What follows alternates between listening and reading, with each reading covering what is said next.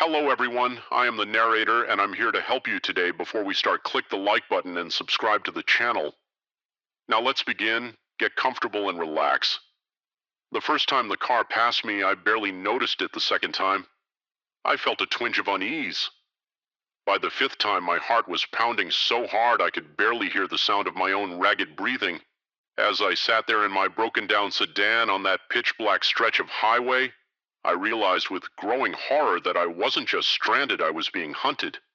My name's Alex, and until that night, I'd never given much thought to how vulnerable we all are out there on the open road. I was driving back from a business conference in Phoenix, taking the long way home to Los Angeles to enjoy some solitude after days of networking and forced small talk.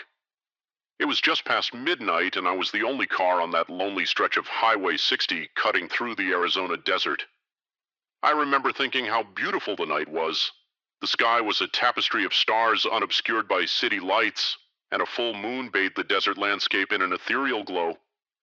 The radio was playing some old Eagle song, and I was tapping my fingers on the steering wheel, feeling more relaxed than I had in months. That's when my car started to sputter. At first I thought I just hit a rough patch of road, but then the engine coughed. The lights on my dashboard started flashing, and I felt the car losing power. I managed to guide it onto the shoulder before it died completely. The sudden silence almost deafening after the noise of the engine and radio. "No, no, no," I muttered, turning the key in the ignition. Nothing. Not even a click. I pulled out my phone already, knowing what I'd see. No signal, of course. For a moment, I just sat there trying to decide what to do. I had some water and snacks in the car, but no flashlight, no flares. I knew there was a town about 30 miles ahead, but in this darkness, walking seemed like a bad idea. My best bet was to wait for another car to pass by and hope they'd stop to help. That's when I saw the headlights in my rearview mirror relief washed over me as I watched the car approach. I turned on my hazard lights and stepped out of the car, waving my arms to get their attention. But the car didn't slow down. It sped past me, kicking up a cloud of dust that made me cough as it disappeared into the darkness ahead. I caught a glimpse of a dark sedan, its tail lights fading into the night. "Thanks for nothing," I grumbled. Getting back into my car, I tried the engine again, more out of hope than expectation, still nothing. As I leaned back in my seat trying to figure out my next move, I saw headlights in my mirror again. At first I thought it was another car, but as it got closer I realized with a start that it was the same dark sedan that had passed me before it was coming back. My heart leapt. Maybe they'd realized I was in trouble and turned around to help, but once again the car sped past without slowing this time, though I could have sworn it slowed down just a little as it passed me. An uneasy feeling started to creep over me twice. Could be a coincidence, but it felt off somehow. I locked my doors, suddenly very aware of how exposed I was out here. The desert, which had seemed so beautiful earlier, now felt vast and threatening. Every shadow looked like it could be hiding something or someone. 10 minutes passed. 15. I was starting to think I'd overreacted when I saw those headlights again. The same car coming back for a third pass this time. There was no doubt it slowed considerably as it approached enough that I could make out the silhouette of a driver alone in the car. But before I could get a good look, it sped up again, disappearing into the night. My palms were sweating now, my heart racing. This wasn't normal behavior. No one drives back and forth on an empty highway in the middle of the night. Not unless they're looking for something or someone. I tried my phone again, still no signal. I thought about trying to flag down the next car that passed, but the idea of stepping out of my vehicle suddenly seemed terrifying. What if it was the sedan again? What if this time it stopped? The minutes crawled by, each one feeling like an hour. I jumped at every sound, the creak of the cooling engine, the whisper of wind across the desert, and all the while I watched my mirrors, dreading the appearance of those headlights. I didn't have to wait long for the fourth time the sedan approached. This time it slowed to a crawl as it passed me. I shrank down in my seat, trying to make myself as small as possible through the glare of the headlights. I could see the driver turning his head to look at me as he passed. In that moment I knew with certainty that whatever was happening, it wasn't good. This person, whoever they were, had singled me out. They were toying with me like a cat playing with a mouse before going in for the kill. As soon as the car passed, I made a decision I had to get out of here, even if it meant walking. It had to be safer than sitting here waiting for whatever this was to play out. I grabbed my phone and the bottle of water from the cup holder, took a deep breath, and opened my car door. The desert night was cool on my skin, the silence absolute. I started walking, keeping to the shoulder of the road, my eyes darting from the path ahead to the road behind me. I'd made it maybe half a mile when I saw the headlights again. My stomach dropped. It was coming back faster this time. I looked around frantically for somewhere to hide, but there was nothing. Just flat desert stretching out on either side of the highway. The car was getting closer in a panic. I threw myself down on the side of the road, pressing my body into a shallow ditch. I held my breath as the sedan approached, praying it would pass by, but it didn't. I heard the crunch of tires on gravel as it pulled onto the shoulder right next to where I was hiding. The engine idled for a moment, then cut off a car door, opened and closed. Footsteps coming closer, I squeezed my eyes shut, my whole body trembling. This was it. Whatever sick game this person had been playing, it was about to end. "Hey, are you okay down there?" The voice was female, concerned. Not at all what I was expecting. I opened my eyes to see a middle-aged woman peering down at me, a flashlight in her hand. What?" I stammered shocked to form a coherent sentence. "I saw your car back there," she said, offering me a hand. "I'm with Highway Patrol. We got a call about a broken-down vehicle, but it took me a while to find you. Are you hurt?" As she helped me up, I saw her car properly for the first time. It wasn't a dark sedan at all, but a Highway Patrol SUV in my panic. I'd mistaken the light bar on top for an ordinary car roof, but you kept driving past. I said, still trying to process what was happening. She nodded. "I was searching for you. Your car was empty, so I knew you must have started walking. I did a few passes to try to spot you on the road. The relief that washed over me was so intense it made my knees weak. I found myself laughing, the sound bordering on hysterical. The officer, Sarah, according to her name tag, was incredibly kind. She drove me back to my car, called a tow truck, and waited with me until it arrived. As we sat in her warm war SUV, she explained that this stretch of highway was notorious for breaking down cell signals. She'd seen plenty of panicked drivers over the years. "The desert at night can play tricks on your mind," she said gently. "Isolation, darkness, unfamiliar surroundings. It's a perfect recipe for fear."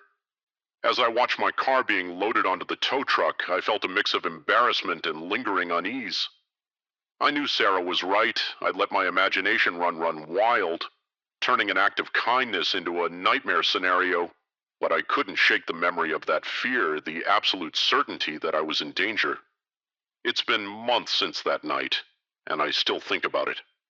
Often I've driven that stretch of highway several times since then, always in daylight, always with a full tank of gas and a charged phone.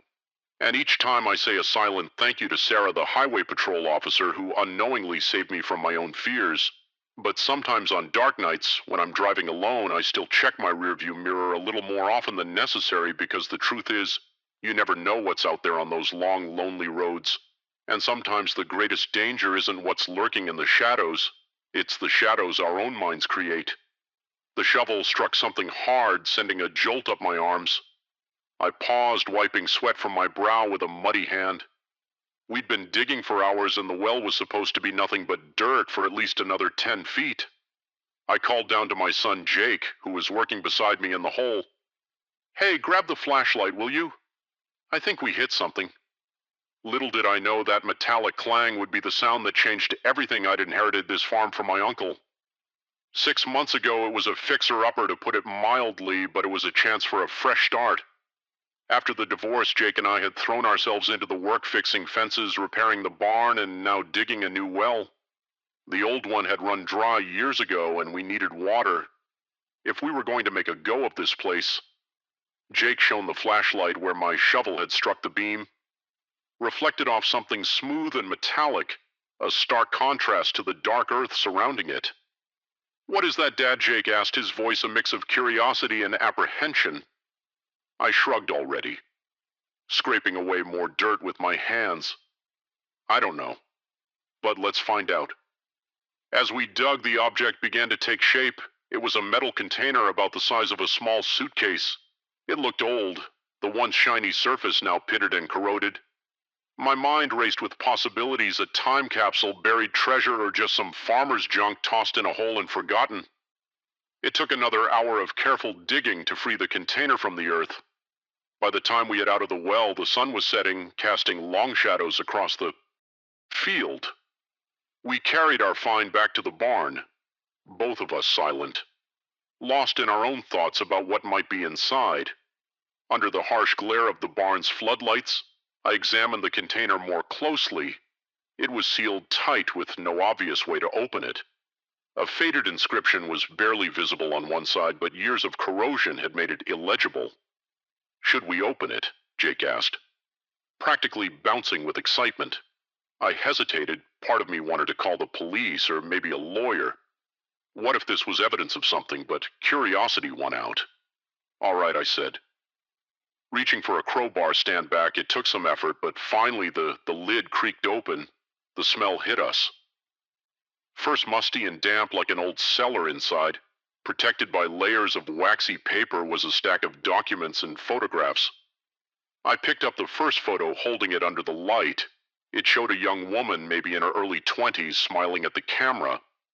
The picture was old, probably from the 1960s, judging by her hairstyle and clothes. I turned it over. On the back in faded ink was written, "Sarah Milligan, 1964. Jake peered over my shoulder. Who's that? Dad?" I shook my head. "I don't know." But as I said it, a nagging feeling started in the pit of my stomach. The name Milligan sounded familiar, but I couldn't place why we spent the next hour going through the contents of the box. There were more photos, all of the same young woman, Sarah, at various locations around what looked like this very farm. There were also letters, newspaper clippings, and a small leather-bound journal. As I flipped through the journal, a yellowed newspaper clipping fell out. The headline made my blood run cold. "Local woman still missing after 3 months." I read the article quickly, my heart pounding. Sarah Milligan had disappeared from her family's farm in the summer of 1964. Despite an extensive search, no trace of her was ever found. The article mentioned that Sarah's father, the owner of the farm, was the primary suspect but was never charged due to lack of evidence. Dad Jake's voice snapped me back to the present. "What's wrong?" I looked at my son, trying to keep my voice steady. "Jake, I think we just found evidence in a very old missing persons case." His eyes widened. "Really, like a real mystery?" I nodded my mind. Racing, "Yeah, bud, a real mystery." I started gathering up the documents, careful not to disturb them more than necessary. We need to call the police. The next few hours were a blur. Deputies came out to the farm, followed by detectives and a crime scene unit. Our quiet little farmhouse became the center of a whirlwind of activity. Jake and I were questioned separately, telling and retelling how we'd found the box. It was past midnight when things finally calmed down. The box and its contents had been taken away as evidence, and we'd been told not to discuss the case with anyone, as if we knew anyone to discuss it with. We were still new in town, barely knew our neighbors. I tucked Jake into bed, his head full of excitement about our discovery, but sleep eluded me. I sat at the kitchen table, a cold cup of coffee in front of me, staring out at the darkened fields. What had happened to Sarah Milligan, and why did her name sound so familiar? The next morning I drove into town, determined to do some digging of my own. The local library was small, but it had archives of the town's newspaper going back decades. I spent hours poring over microfiche, reading everything I could about the Milligan case. Sarah had been 23 when she disappeared, engaged to be married. Her fiancé had reported her missing when she didn't show up for a date. The last person to see her was her father, James Milligan, who claimed she'd left the farm to run errands in town. As I read, pieces started falling into place. James Milligan, that was my uncle's name, the uncle who'd left me this farm with a growing sense of dread. I realized why Sarah's name had sounded familiar. My mother had mentioned her once. Years ago, a cousin who'd gone missing before I was born. I left the library in a daze, my mind reeling.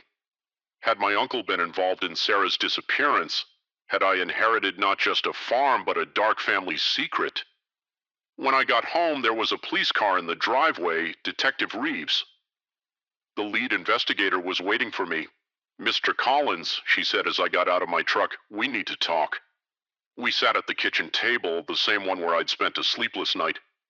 Detective Reeves didn't waste time on pleasantries.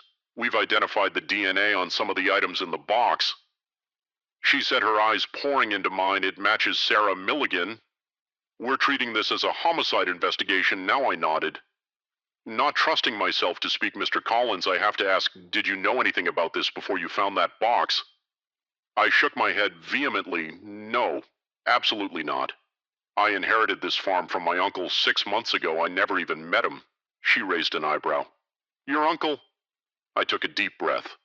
"James Milligan, Sarah's father." Detective Reeves leaned back. Surprised, "You're related to the Milligans." I explained what I'd learned at the library about the connection I'd only just discovered as I talked. I could see the wheels turning in the detective's mind. "Mr. Collins, I'm going to be straight with you," she said. "When I finish, this complicates things. We're going to need to do a thorough search of the property, and I'm afraid you and your son might need to find somewhere else to stay for a while." I nodded. "Feeling numb, of course. Whatever you need." The next few weeks were a nightmare. The farm became a crime scene with police and forensic teams combing every inch of the property. Jake and I moved into a motel in town, watching from afar as our new home was torn apart in search of evidence. The story hit the local news, then went national. Suddenly, our quiet little town was overrun with reporters and true crime enthusiasts.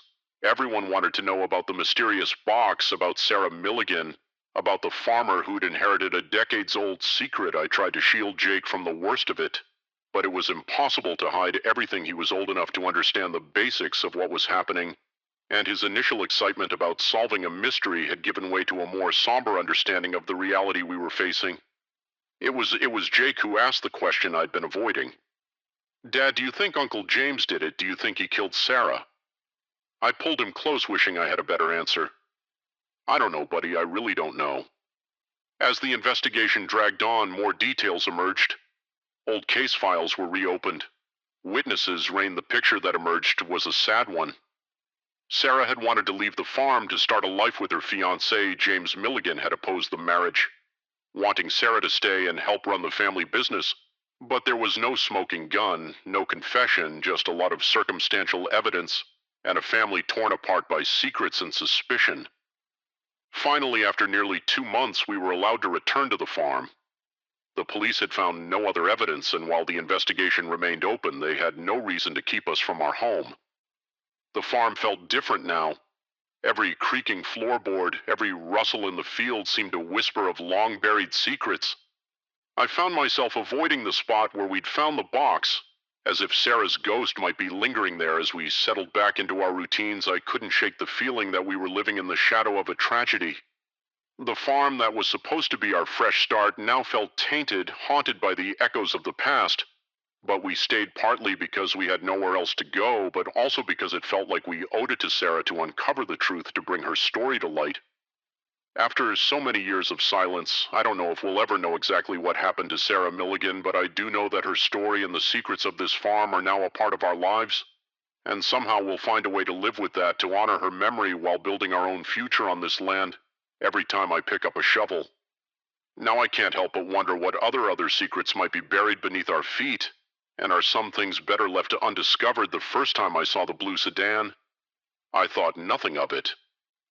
By the third time, my palms were sweating on the steering wheel. By the fifth, I was fighting the urge to scream. What had started as a carefree road trip with my girlfriend had turned into a nightmare, with every mile bringing us closer to a confrontation I knew we couldn't avoid. As I checked the rearview mirror for the 800th time, seeing those now familiar headlights, I realized with chilling certainty that our past had caught up with us, and it was driving a blue sedan.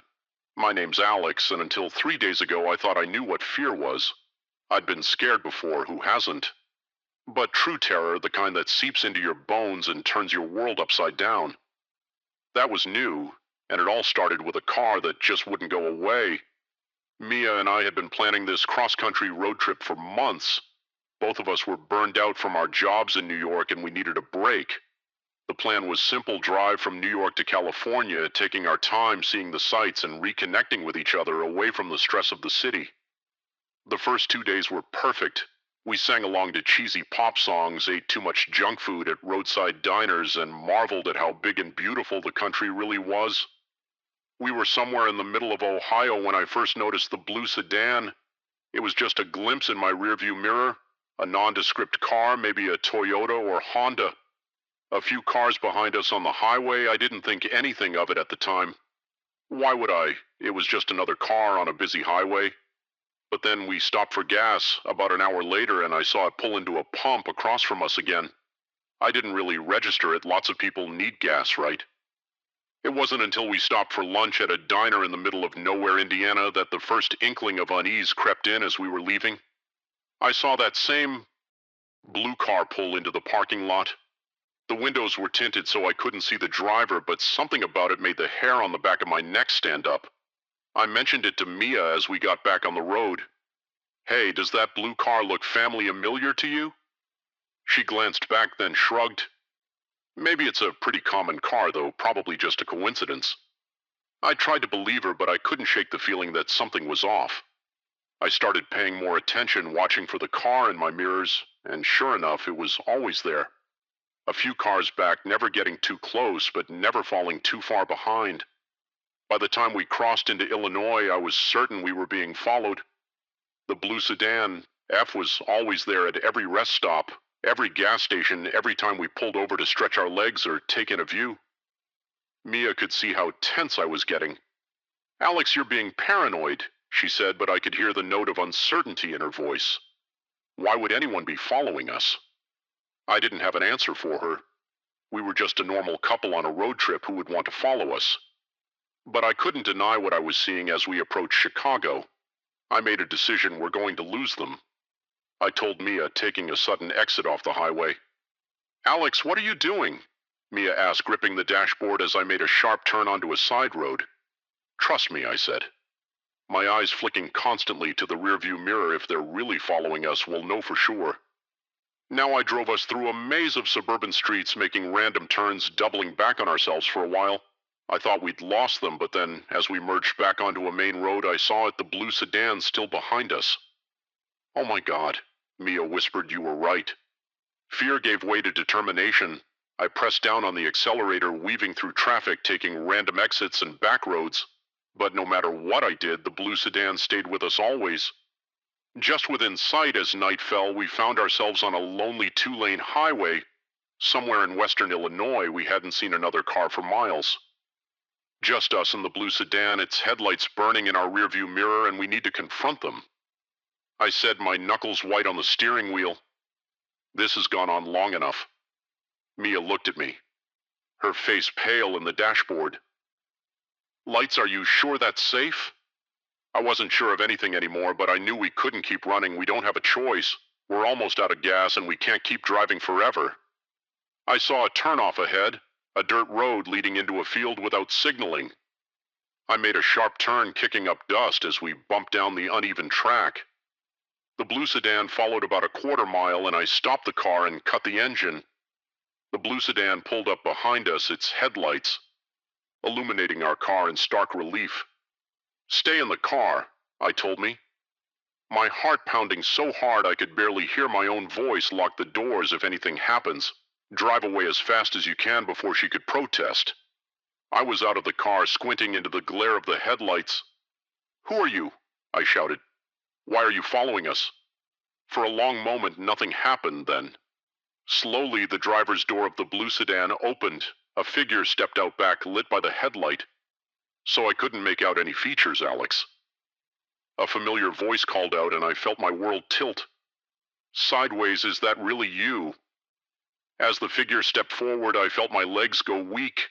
It was a face I hadn't seen in 5 years. A face I never expected to see again, Dad. I whispered. The man who had abandoned my mother and me when I was 17 stood before me, older and grayer, but unmistakably my father. "What are you doing here?" I asked, my voice shaking with a mix of emotions I couldn't even begin to untangle. Why have you been following us?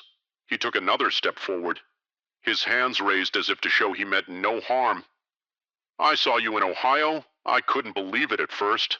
I've been trying to work up the courage to talk to you. I heard Mia's door open behind me. Alex, what's going on? My father's eyes flickered to her, then back to me. Is this your girlfriend? I nodded, still too shocked to form words. I'm sorry, he said, and I could hear the tears in his voice. I'm so sorry for everything. When I saw you, I couldn't let you go again without trying to make things right. 1,000 questions raced through my mind. Where had he been all these years? Why now? How did he expect to make up for 5 years of absence with a creepy highway stalking routine? But what came out was, you scared the hell out of us. He laughed, a sad, broken sound. I know I didn't mean to. I didn't know how to approach you. Every time I worked up the courage, I'd lose it at the last second. Mia came to stand beside me, her hand slipping into mine. Maybe we should all talk, she said softly. There's a diner about 10 miles back. We could get some coffee. Sort this out. I looked at her, then back at my father. Part of me wanted to get back in the car and drive away to leave him standing there in the dust like he'd left us all those years ago. But another part, a part I'd thought long dead, wanted answers. Okay, I said finally. But we're taking separate cars, and if you try anything funny, we're gone, understand? He nodded. Really? Leaf washing over his face. Of course, whatever you want. Alex, as we drove to the diner following the blue sedan. This time, Mia squeezed my hand. Are you okay? She asked. I shook my head. I don't know. I never thought I'd see him again. I don't know what to feel. She leaned over and kissed my cheek. Whatever happens, we'll face it together. That's what this trip was about, right? Face it. In things together. I managed a small smile. She was right. Of course, when we'd started this road trip, we talked about leaving our baggage behind, about making a fresh start. I never imagined that baggage would come find us on the highway as we pulled into the diner parking lot. I took a deep breath. I didn't know what would happen next, what explanations or excuses my father might offer.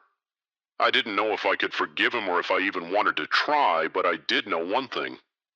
This road trip had taken an unexpected turn, leading us not just across the country, but into the tangled web of my past and whatever came next. Mia was right. We'd face it together. I stepped out of the car, ready to confront the man who had followed us across 3 states, the man who had once been my father, ready to hear his story, and maybe, just maybe, to start writing a new chapter in our own.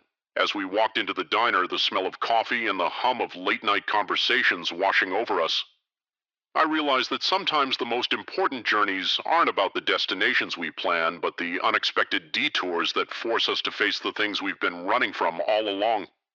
The last time I saw Eliza Thompson, she was laughing. It's an image seared into my memory. Her head thrown back. Long dark hair catching the golden light of the sunset, the sound of her joy carried away by the sea breeze.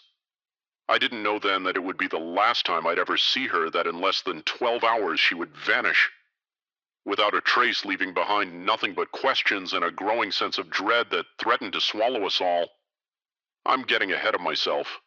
Let me start at the beginning.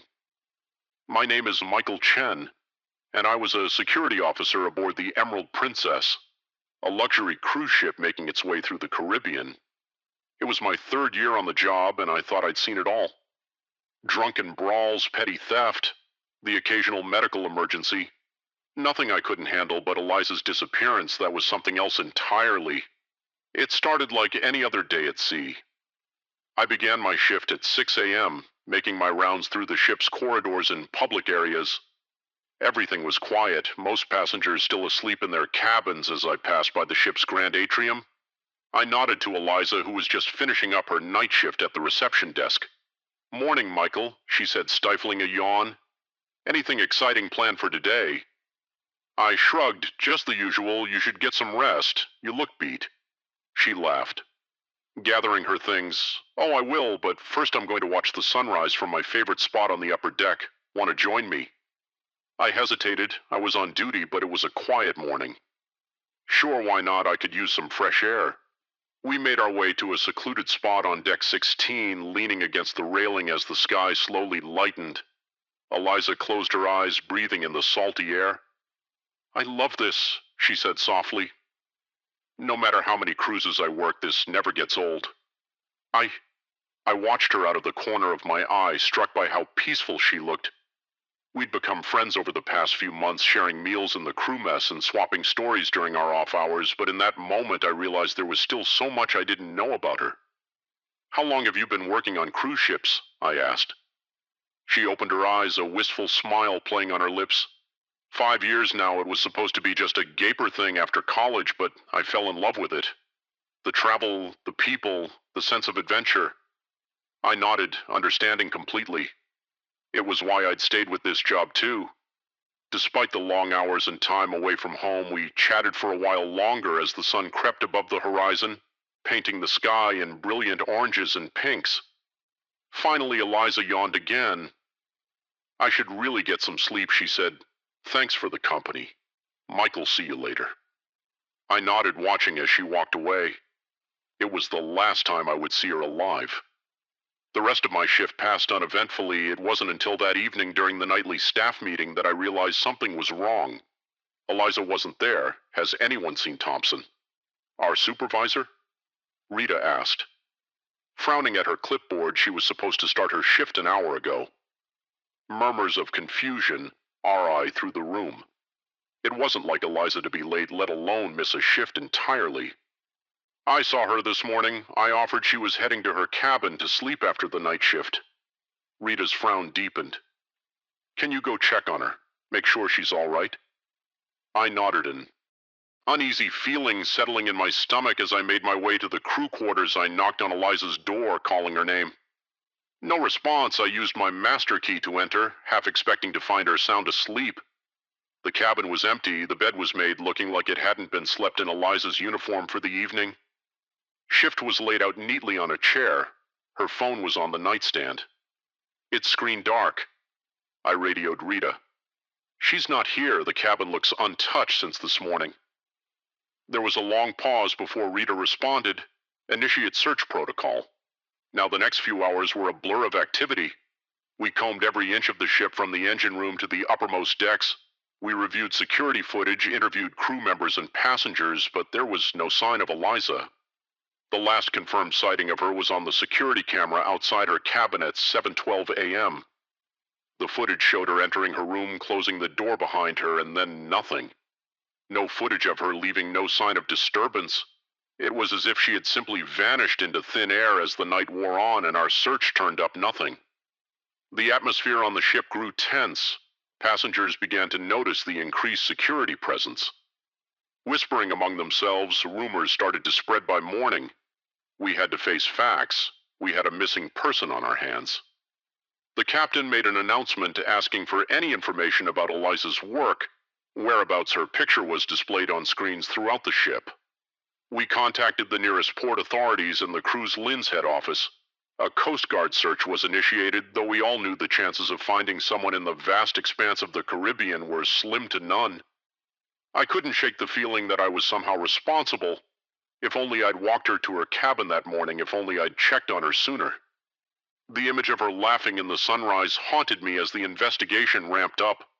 I found myself recounting every detail of my last interaction with Eliza to a stern-faced detective from the ship's security team. "Did she seem nervous? Distracted? Did she mention any plans for the day?" he asked. I shook my head. No, she seemed happy, relaxed. She was looking forward to getting some sleep. The detective's eyes narrowed. "And you're sure she went into her cabin?" "Yes," I said for what felt like the 100th time. "The security footage confirms it." He nodded, making a note in his file, "and there's no way she could have left without being seen on camera." I hesitated. It shouldn't be possible. The corridor outside the crew cabins is monitored 24/7. But as I said, a chill ran down my spine, because if it wasn't possible, then how had it happened?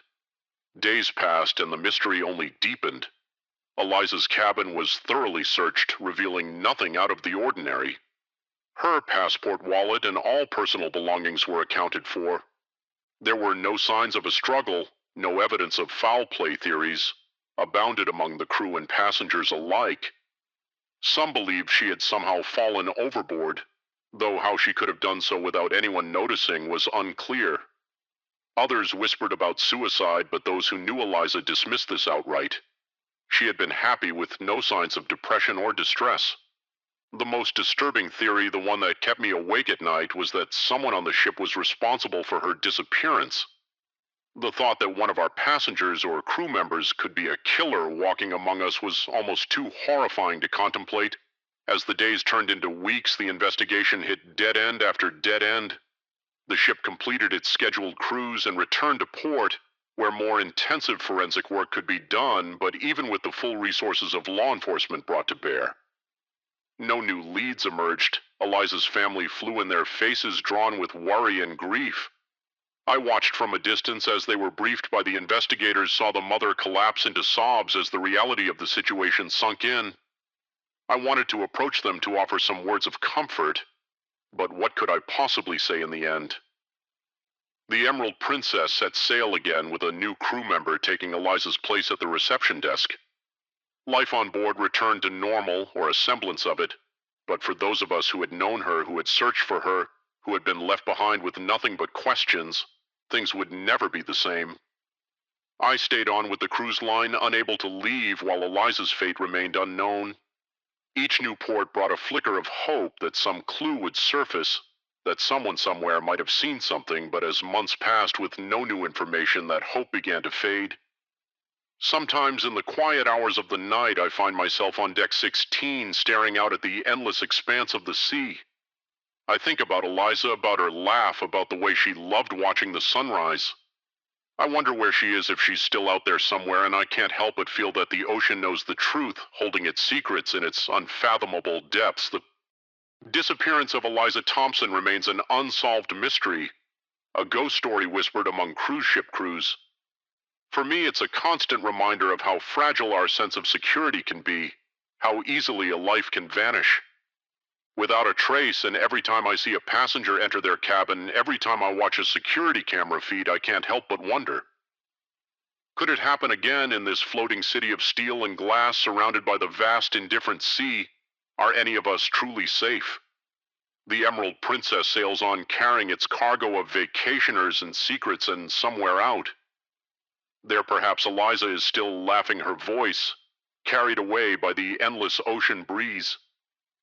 The first slash in the tent canvas was so perfect, so surgical, it almost looked deliberate. I traced my finger along the edge, feeling the frayed nylon threads. Whatever had done this wasn't just sharp, it was wickedly so. And as the fading daylight filtered through that precise cut casting, long shadows across the abandoned campsite, I couldn't shake the feeling that we'd stumbled into something far more sinister than a bear attack. My name's Alex, and I've been hiking the Appalachian Trail with my best friend Jam T for the past month. We're experienced backpackers used to the challenges of long-distance trekking, but nothing in our years of outdoor adventures could have prepared us for what we found in that secluded clearing. Deep in the heart of the Georgia wilderness, the day had started like any other on the trail we'd broken camp at dawn, hoping to cover a good 15 miles before nightfall. The weather was perfect, cool and crisp, with just enough breeze to keep the bugs at bay. We'd made good time, pausing only for a quick lunch and the occasional water break. It was late afternoon when Jamie spotted the first sign that something was off. "Hey, Alex," he called, pointing to a tree just off the trail. "Check this out." I walked over, squinting at the trunk. There, carved deep into the bark, was a crude symbol, a circle with a jagged line through it. The cuts looked fresh, the exposed wood still oozing sap. "Weird," I muttered. "Never seen a trail marker like that before." Jamie shrugged. "Probably just some kid messing around." We pressed on, but I couldn't shake a growing sense of unease. The forest seemed quieter than usual, the usual chorus of birdsong and insect buzz oddly muted, and I could have sworn I caught glimpses of movement in my peripheral vision, always just out of sight.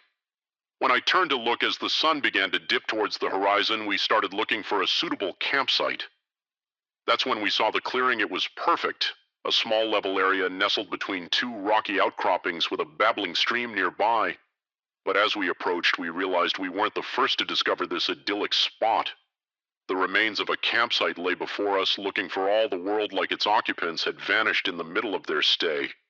A tent stood in the center, its door flap open and swaying gently in the breeze. A small cooking pot sat on a makeshift fire pit. The ashes, long cold backpacks, and sleeping bags were scattered around as if their owners had fled in a hurry. Jamie and I exchanged glances. This wasn't normal. Even the messiest campers usually packed up before moving on. "Hello," Jamie called out. "Anyone here?" His voice echoed through the clearing, met only by the soft gurgle of the stream and the rustle of leaves overhead. We approached cautiously. That's when I noticed the first slash in the tent, and then another and another. The entire structure was riddled with them.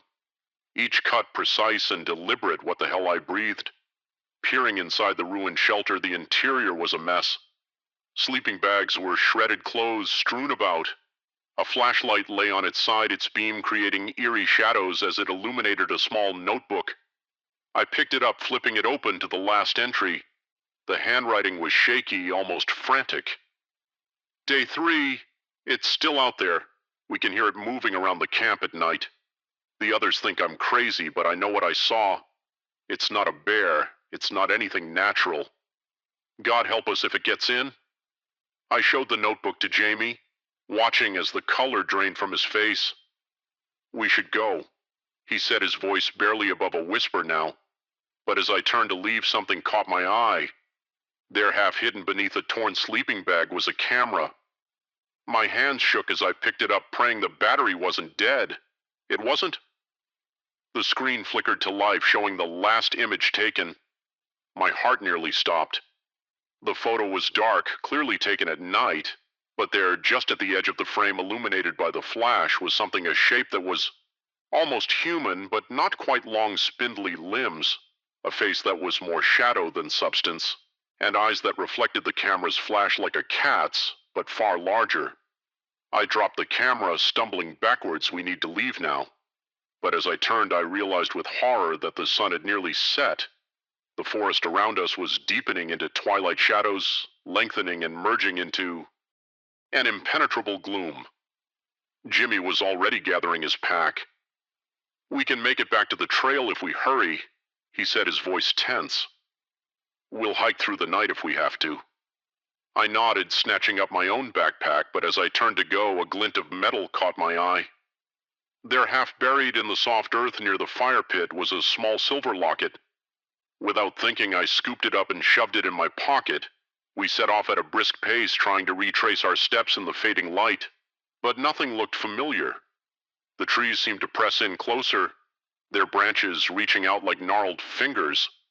More than once, I could have sworn I heard something moving in the underbrush, always just out of sight. "Do you remember that weird symbol we saw earlier?" Jamie panted at as we pushed through a particularly dense thicket. "I think I see another one." He was right there, carved into a massive oak.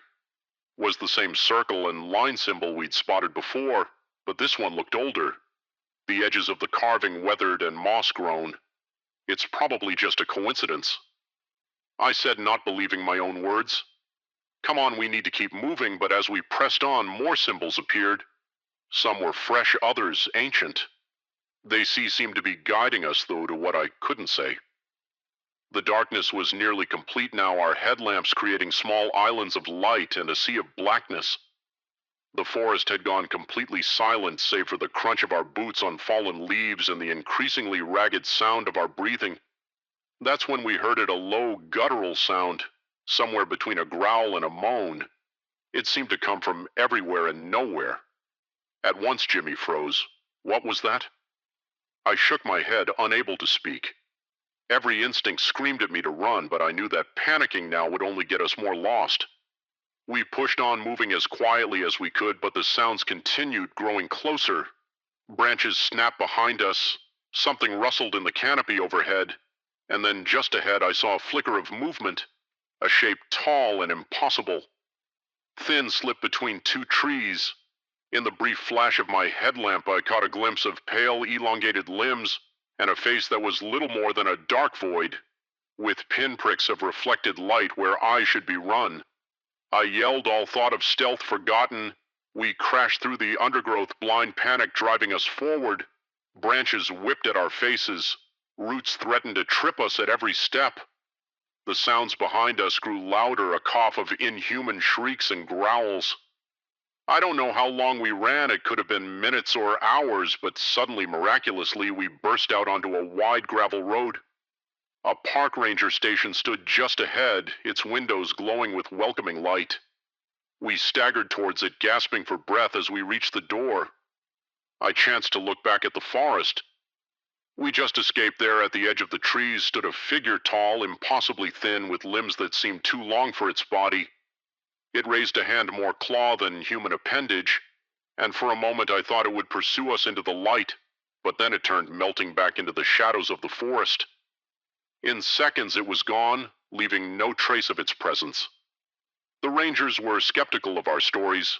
Of course, they attributed our experience to exhaustion, dehydration, and an overactive imagination.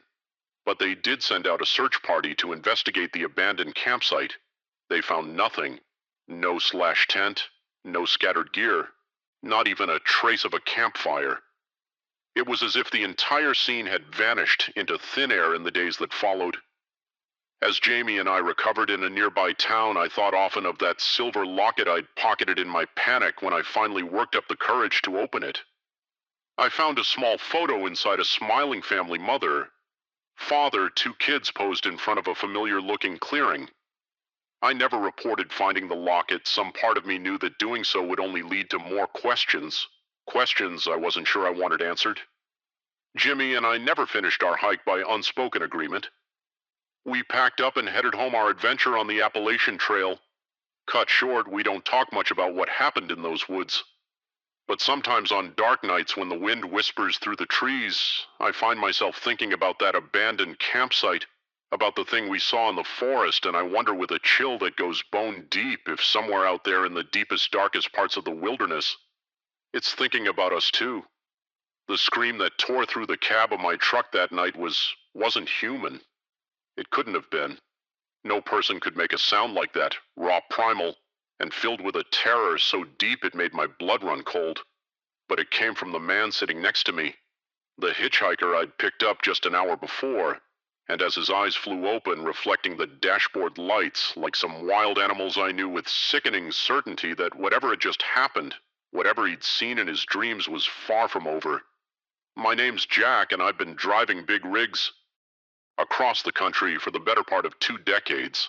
I've seen my share of weird stuff out on the lonely highways: ghost lights, inexplicable weather, even the occasional UFO if you catch me after a few beers, but nothing absolutely.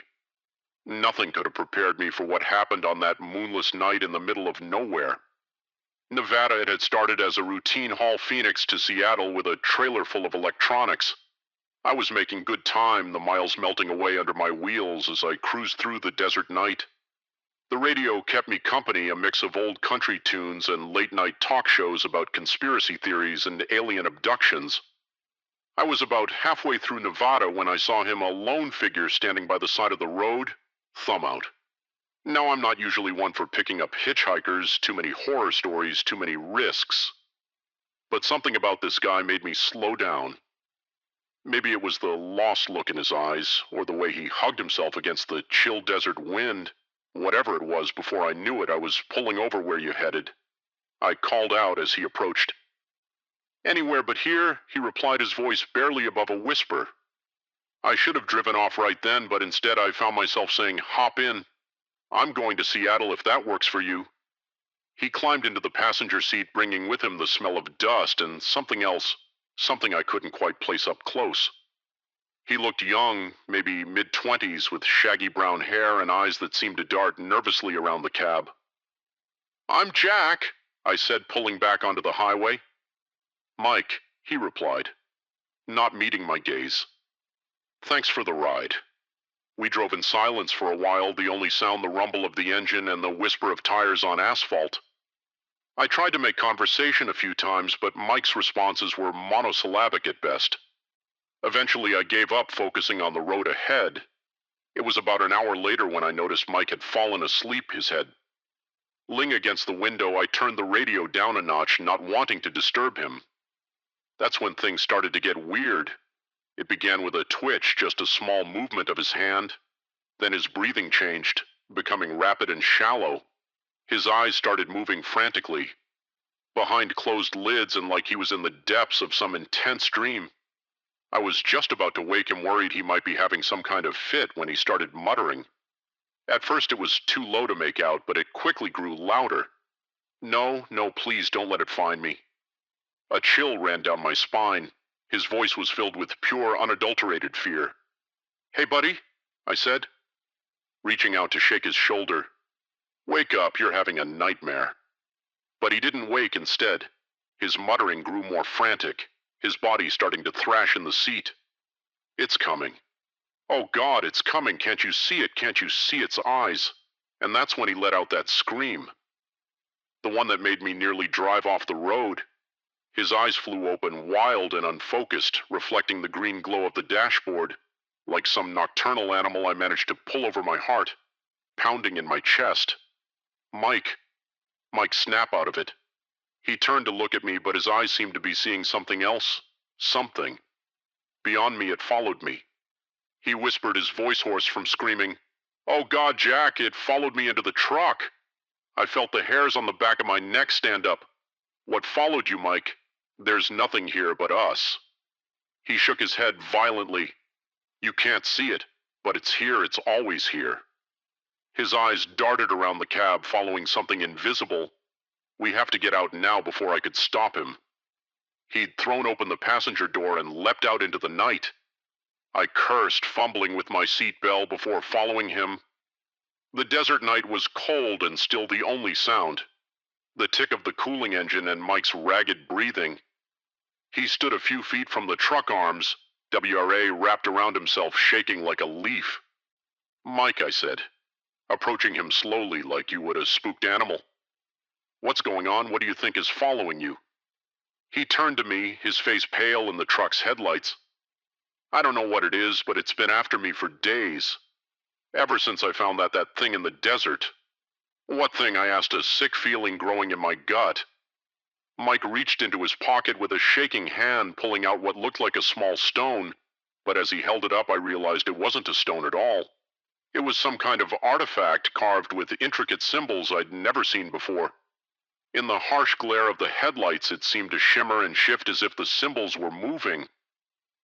I found this out there, Mike said, gesturing vaguely at the dark expanse of desert around us in some kind of old ruin. I thought it might be worth something. He laughed bitterly. I didn't know it would wake it up.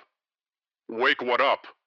I asked, though. I wasn't sure I wanted to know the answer. Mike's eyes met mine, filled with a terror that made my blood run cold.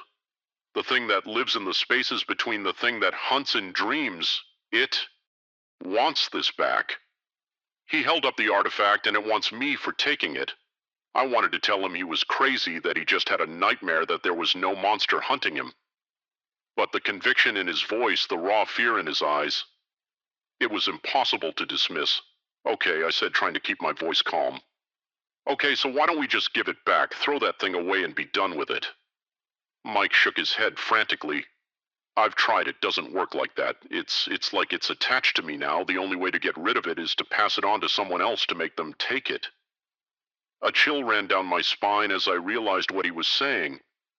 That's why you were hitchhiking. You were trying to give it to someone else. He nodded, tears streaming down his face. I'm sorry. I'm so sorry. I didn't want to, but I can't take it anymore. The dreams, the visions, it's driving me insane. I took a step back, suddenly very aware of how isolated we were out here in the desert. Night, Mike, I can't. I won't take that thing, please. He begged, holding out the artifact. Please, I can't do this anymore. Just take it. You'll see, you'll understand. For a moment, I was tempted. The artifact seemed to call to me, the symbols swirling in a mesmerizing dance. But then I shook my head, snapping out of it. No, I said firmly. I won't do it, Mike, but I'll help you. We'll figure this out together. Okay, there's got to be a way to get rid of that thing without passing it on. Mike stared at me for a long moment, his expression unreadable. Then slowly he nodded. Okay, He whispered, "Okay, we'll try." We got back in the truck, the artifact safely wrapped in a cloth and stowed in the glove compartment as we pulled back onto the highway. I couldn't shake the feeling that something had changed. The night seemed darker, the shadows deeper, and more than once, I could have sworn I saw something moving just at the edge of my headlights, something tall and thin with too many limbs. I don't know what happened to Mike. After I dropped him off in Reno, he said he was going to find an expert, someone who could help him get rid of the artifact for good. I gave him my number, made him promise to call and let me know he was okay. It's been 3 months and I haven't heard from him sometimes. On long night drives through the desert, I find myself scanning the side of the road, half expecting to see him standing there, thumb out, and sometimes in the moments between sleeping and waking, I see shapes in the shadows of my room, tall, twisted shapes with too many eyes. I tell myself it's just my imagination, just the lingering effects of that strange night. But deep down, I know the truth. Whatever was hunting Mike that night, whatever lived in his dreams, it's out there still waiting, watching. And sometimes when the night is darkest and the road stretches endlessly before me, I can't shake the feeling that it's watching me too. The leather-bound journal fell open in my hands, its yellowed pages releasing a musty cloud of dust and decay. At first I thought it was just another relic of the farm's long history, maybe a record of crop yields or livestock lineages, but as my eyes skimmed a faded, spidery handwriting, my heart began to race. This was no ordinary farm ledger. The words human subject and genetic manipulation leapt out at me, and I realized with growing horror that I'd stumbled upon something far darker than I could have imagined. Little did I know this discovery would plunge me into a nightmare that would make me question everything I thought I knew about the quiet rural world around me. My name's Sam, and I'd only been working at Willow Creek Farm for about a month when I found the journal fresh out of college with an agriculture degree and dreams of someday owning my own farm. I jumped at the chance to work as a farmhand for old Mr. Harrison. The pay wasn't great, but the experience was invaluable, and there was something charming about the sprawling, slightly run-down property with its weathered barns and endless fields. Mr. Harrison was a quiet man, gruff but fair. He lived alone in the big farmhouse. His wife long dead, and his children moved away to the city. He didn't talk much about the farm's history, just gave me my daily tasks and left me to it. I spent my days mending fences, tending to the small herd of cattle, and helping to plant and harvest the crops. It was a hot, sticky afternoon in late July when Mr. Harrison asked me to clear out one of the old barns, been meaning to do it for years. He'd grumbled, might as well put you to use on it. Just pile up anything that looks worth keeping, haul the rest to the burn pile. The barn was a cavernous structure, its interior dim and cool, compared to the sweltering heat outside dust. Mows danced in the shafts of sunlight that streamed through gaps in the weathered boards. The air was thick with the smell of old hay and something else, something chemical that I couldn't quite place. I started in one corner, sorting through piles of rusted farm equipment, moldering sacks of feed and broken furniture. It was monotonous. Work! And my mind wandered as I hauled item after item to the growing pile outside. That's when I noticed the loose floorboard. I might have missed it entirely if my boot hadn't caught on the edge, nearly sending me sprawling. Curious, I knelt down to examine it. The board shifted easily under my hands, and as I lifted it, I saw a small space underneath, just big enough to hide something. The journal was wrapped in oilcloth, surprisingly well preserved considering its hiding place. I pulled it out, glancing over my shoulder guiltily, though I knew Mr. Harrison was off in the fields. It felt invasive, reading someone else's private thoughts. But my curiosity got the better of me as I began to read. That curiosity quickly turned to confusion, then to horror. The journal belonged to a Dr. Elliot Harrison, dated 1954. Mr. Harrison's father, I realized, but this was no ordinary farmer. The pages detailed complex scientific experiments far beyond anything I'd learned in my agriculture courses. Dr. Harrison wrote about his attempts to create hardier, more productive livestock through genetic manipulation. But it wasn't just animals he was experimenting on. There were detailed notes about human subjects. vague references to volunteers from the local asylum. My hands shook as I turned the pages. Descriptions of failed experiments of creatures that were neither fully human nor fully animal sketches that turned my stomach, and throughout it all a growing sense of the doctor's obsession, his conviction that he was on the verge of a breakthrough that would revolutionize agriculture in Chang. The world the final entry dated. 1963 was different. The handwriting was shaky, almost frantic. It's done, the experiment was a success, but at what cost? They're out there now. Hiding in the woods and the fields, I can hear them at night, scratching at the walls.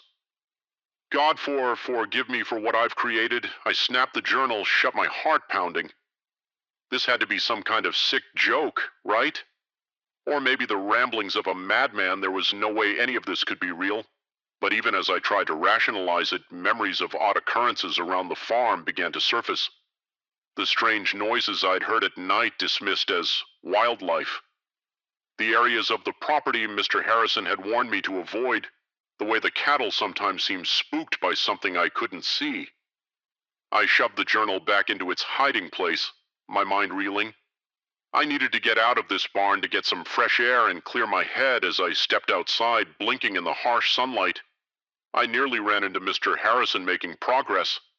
He asked, eyeing the pile of junk I'd accumulated. I nodded, not trusting myself to speak. Did he know about the journal, about what his father had done? Mr. Harrison's eyes narrowed slightly as if sensing my unease. Everything all right, Sam. You look like you've seen a ghost. I'm fine. I managed to say just, it's hot in there. Needed some air. He nodded slowly. Well, don't work too hard. Come on up to the house when you're done. I'll fix us some dinner. I watched him walk away, trying to reconcile the kind. If gruff old man I knew with the dark history I just uncovered, was he continuing his father's work, or was he just as much a victim of it as anyone else that night? As I lay in bed in the small apartment above the garage that Mr. Harrison had given me, I couldn't sleep. Every creak of the old building, every rustle from the fields outside set my nerves on edge. I kept thinking about the journal, about the creatures Dr. Harrison had written about. Were they still out there after all these years? A sudden noise outside my window made me bolt upright. It was a strange guttural sound, unlike anything I'd ever heard before. My heart pounding, I crept to the window and peered out into the darkness. At first I saw nothing, but then movement caught my eye. Something was moving in the field. Beyond the barn, something large and definitely not a cow. Its movements were jerky, unnatural, and then it turned, and I caught a glimpse of its face in the moonlight.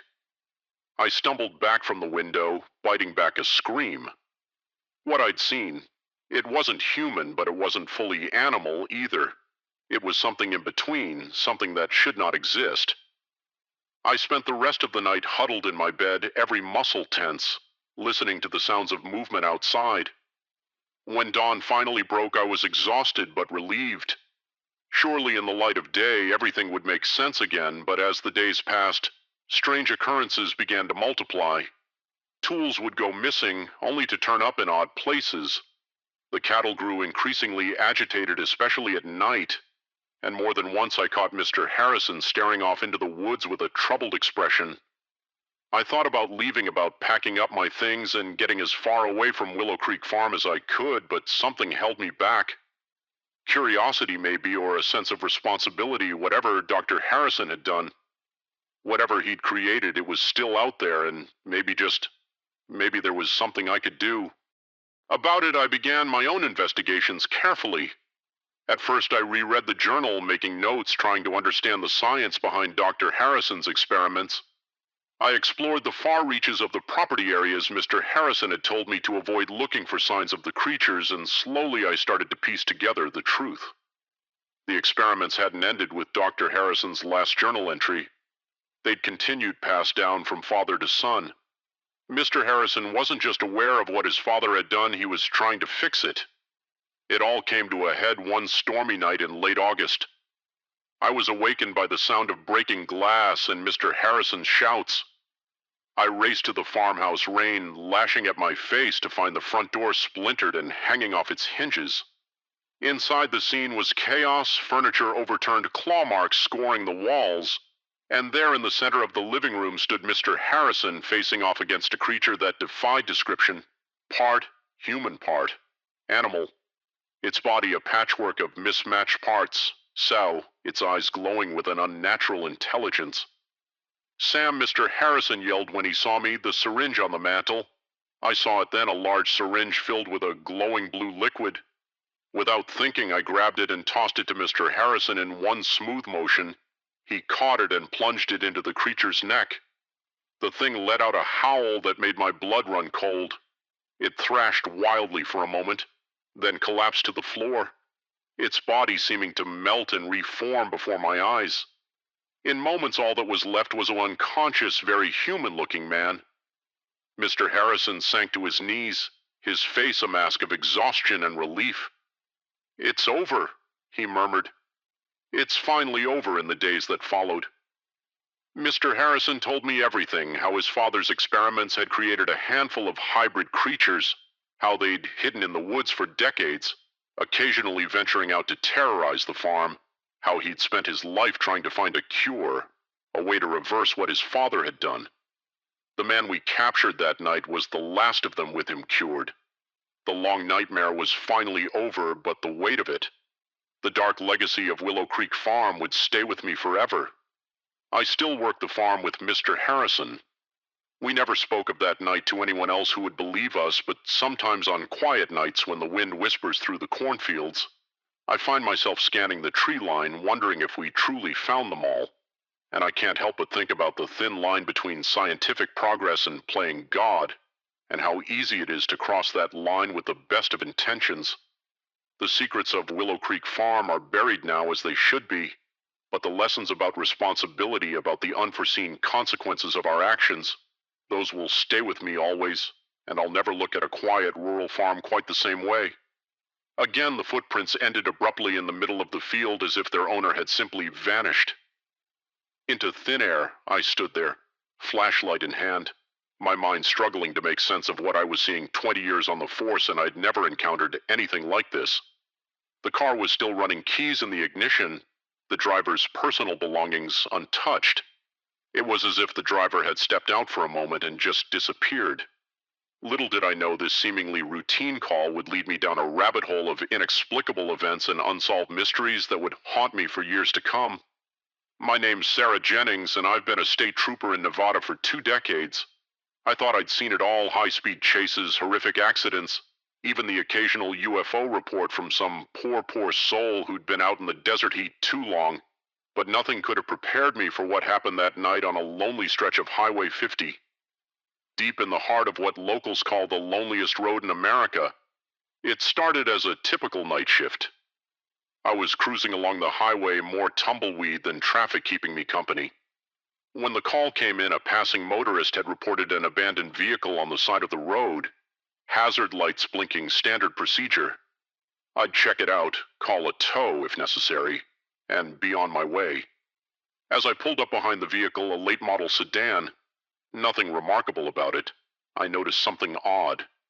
The engine was still running. I approached cautiously, one hand on my holster out of habit. The driver's side door was slightly ajar, but there was no sign of the driver. I shone my flashlight into the interior. Everything looked normal. A half-empty water bottle in the cup holder, a phone charging on the dashboard, a duffel bag in the back seat. No signs of a struggle, no blood, nothing to indicate foul play. "Hello?" I called out, sweeping my flashlight across the surrounding area. "Anyone there?" "Highway patrol." Only the whisper of the desert wind answered me. That's when I noticed the footprints, a single set leading away from the driver's side door into the field. Adjacent to the highway, they were clear and purposeful, not the staggering tracks of someone injured or disoriented. I radioed in my situation and began to follow the prints. The field was mostly bare scrub brush and hard-packed earth. Easy to see the trail in the beam of my flashlight. I expected to find the driver relieving themselves behind a bush, or maybe having wandered off in confusion. Instead, I found nothing. The footprints stopped abruptly about 50 yards into the field. One moment they were there clear as day, and the next nothing, just undisturbed earth stretching out into the darkness. I stood there for a long moment, my mind refusing to process what I was seeing. People don't just vanish. There had to be an explanation. I searched the area thoroughly, widening my circle, looking for any sign of disturbance. Nothing, no scuff marks to indicate someone had jumped or been lifted. No signs of a struggle. Just those footprints ending in the middle of nowhere. By the time backup arrived, I was sweating. Despite the cool night air, my colleague Mike took one look at my face and knew something was off. "What have we got, Sarah?" He asked, his hand instinctively moving to his holster. I explained the situation, showing him the car, the footprints, the impossible ending. He followed me out into the field, his own bewilderment growing with each step. "This is weird," he said finally, standing at the end of the trail. "Really weird. We called in forensics, had the area cordoned off." The next few hours were a blur of activity, photographing the scene, taking casts of the footprints, searching the vehicle. The driver was identified as one David Chen. 37, a software engineer from San Francisco. His family was contacted. No, they hadn't heard from him. Yes, he was driving to visit them in Denver. No, he had no history of mental illness or erratic behavior. As dawn broke, casting long shadows across the field, and we were no closer to an explanation, David Chen had simply vanished, leaving behind a running car and a set of footprints that led nowhere. In the days that followed the investigation, intensified search parties combed the area. Helicopters with thermal imaging scanned for miles around David's phone records. Bank statements and internet history were scrutinized. Missing persons bulletins were issued across multiple states. Nothing, not a single clue as to what had happened to David Chen. Theories abounded, each more outlandish than the last. Some suggested he'd been abducted by criminals, by a cult, by aliens. Others proposed he'd staged his own disappearance. There was talk of secret government experiments, of portals to other dimensions. I tried to stay grounded, to focus on the facts. But the more I dug into the case, the stranger things became. A week after David's disappearance, I received an anonymous tip. The caller, a trembling voice disguised by some kind of modulator, told me to look into something called the Highway of Tears. At first I dismissed it as another crackpot lead, but something about the caller's urgency stuck with me. That night, unable to sleep, I started researching what I found. Chilled me to the bone, the Highway of Tears. It turned out wasn't just one highway. It was a phenomenon reported across multiple states, even multiple countries, lonely stretches of road where people had vanished, without a trace, often leaving behind vehicles in perfect working order. In some cases, there were reports of strange lights in the sky. In others, witnesses described a feeling of lost time, of the world around them seeming to shift and change. The deeper I dug, the more cases I found that mirrored. David's a woman in Alaska whose car was found running, her purse still on the seat. Footprints leading into the snow before suddenly stopping. A truck driver in Australia who vanished while making a routine delivery. His rig discovered idling on the side of the Outback Highway. I began to compile a file cross, referencing cases, looking for patterns. Most of the disappearances happened at night. Many occurred in remote areas. In several cases, witnesses reported electronic malfunctions, radios cutting out, phones losing signal just before the disappearances. As my off-duty hours became consumed by this research, I could feel myself changing. I became jumpy, paranoid. Every time I patrolled that stretch of highway. 50, I found myself SC scanning the horizon, half expecting to see strange lights or shadowy figures. My colleagues noticed the change. Mike confronted me about it one night over coffee at the station. "Sarah, you've got to let this go," he said, his eyes full of concern. "The Chen case is cold. It's eating you up." I wanted to tell him everything about the Highway of Tears, about the patterns I discovered, but I knew how it would sound. I'd be taken off active duty, sent to Piles, so I nodded.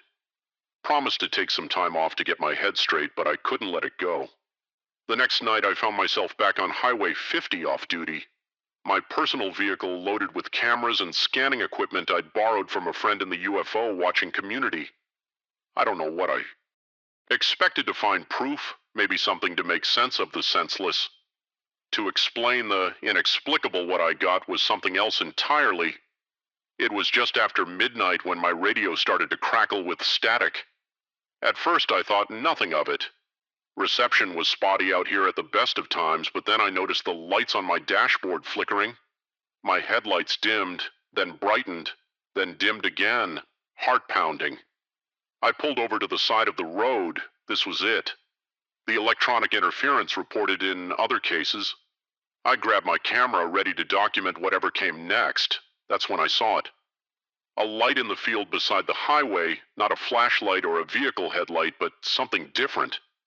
It pulsed with a soft bluish glow, hovering about 6 feet off the ground. I stepped out of my car camera, forgotten in my hand. The light seemed to beckon to me, pulling me forward. I took one step, then another. Somewhere in the back of my mind, a voice was screaming at me to stop, to get back in the car, to drive away as fast as I could. But it was drowned out by an overwhelming sense of curiosity, of longing. I had to know what the light was, had to understand. I don't know how long I walked. Time seemed to lose all meaning. The light stayed just ahead of me, always just out of reach. I was vaguely aware of my feet moving, of the brush scraping against my legs, and then suddenly the light was gone. I blinked, disoriented, the spell broken. I found myself standing in the middle of the field. No idea how far I'd come. I turned back toward the highway, expecting to see my car's headlights. There was nothing, no car, no highway, just empty desert, stretching out in all directions, silvered by the light of a moon I didn't remember seeing earlier. Panic set in. I spun around, trying to get my bearings. That's when I saw them, footprints in the dirt, my footprints leading to where I stood, and beyond them, another set of prints, familiar prints that I'd seen once before, ending abruptly in the middle of nowhere. I stood there, my mind reeling as the full weight of my situation crashed down upon me. I understood now I was no longer the investigator. I had become part of the mystery as the first light of dawn began to creep across the horizon. I made a decision. I would follow those footprints. David Chen's. Footprints? Whatever had happened to him, whatever lay beyond that impossible ending, I would find out. I took a deep breath, steeling myself for whatever came next.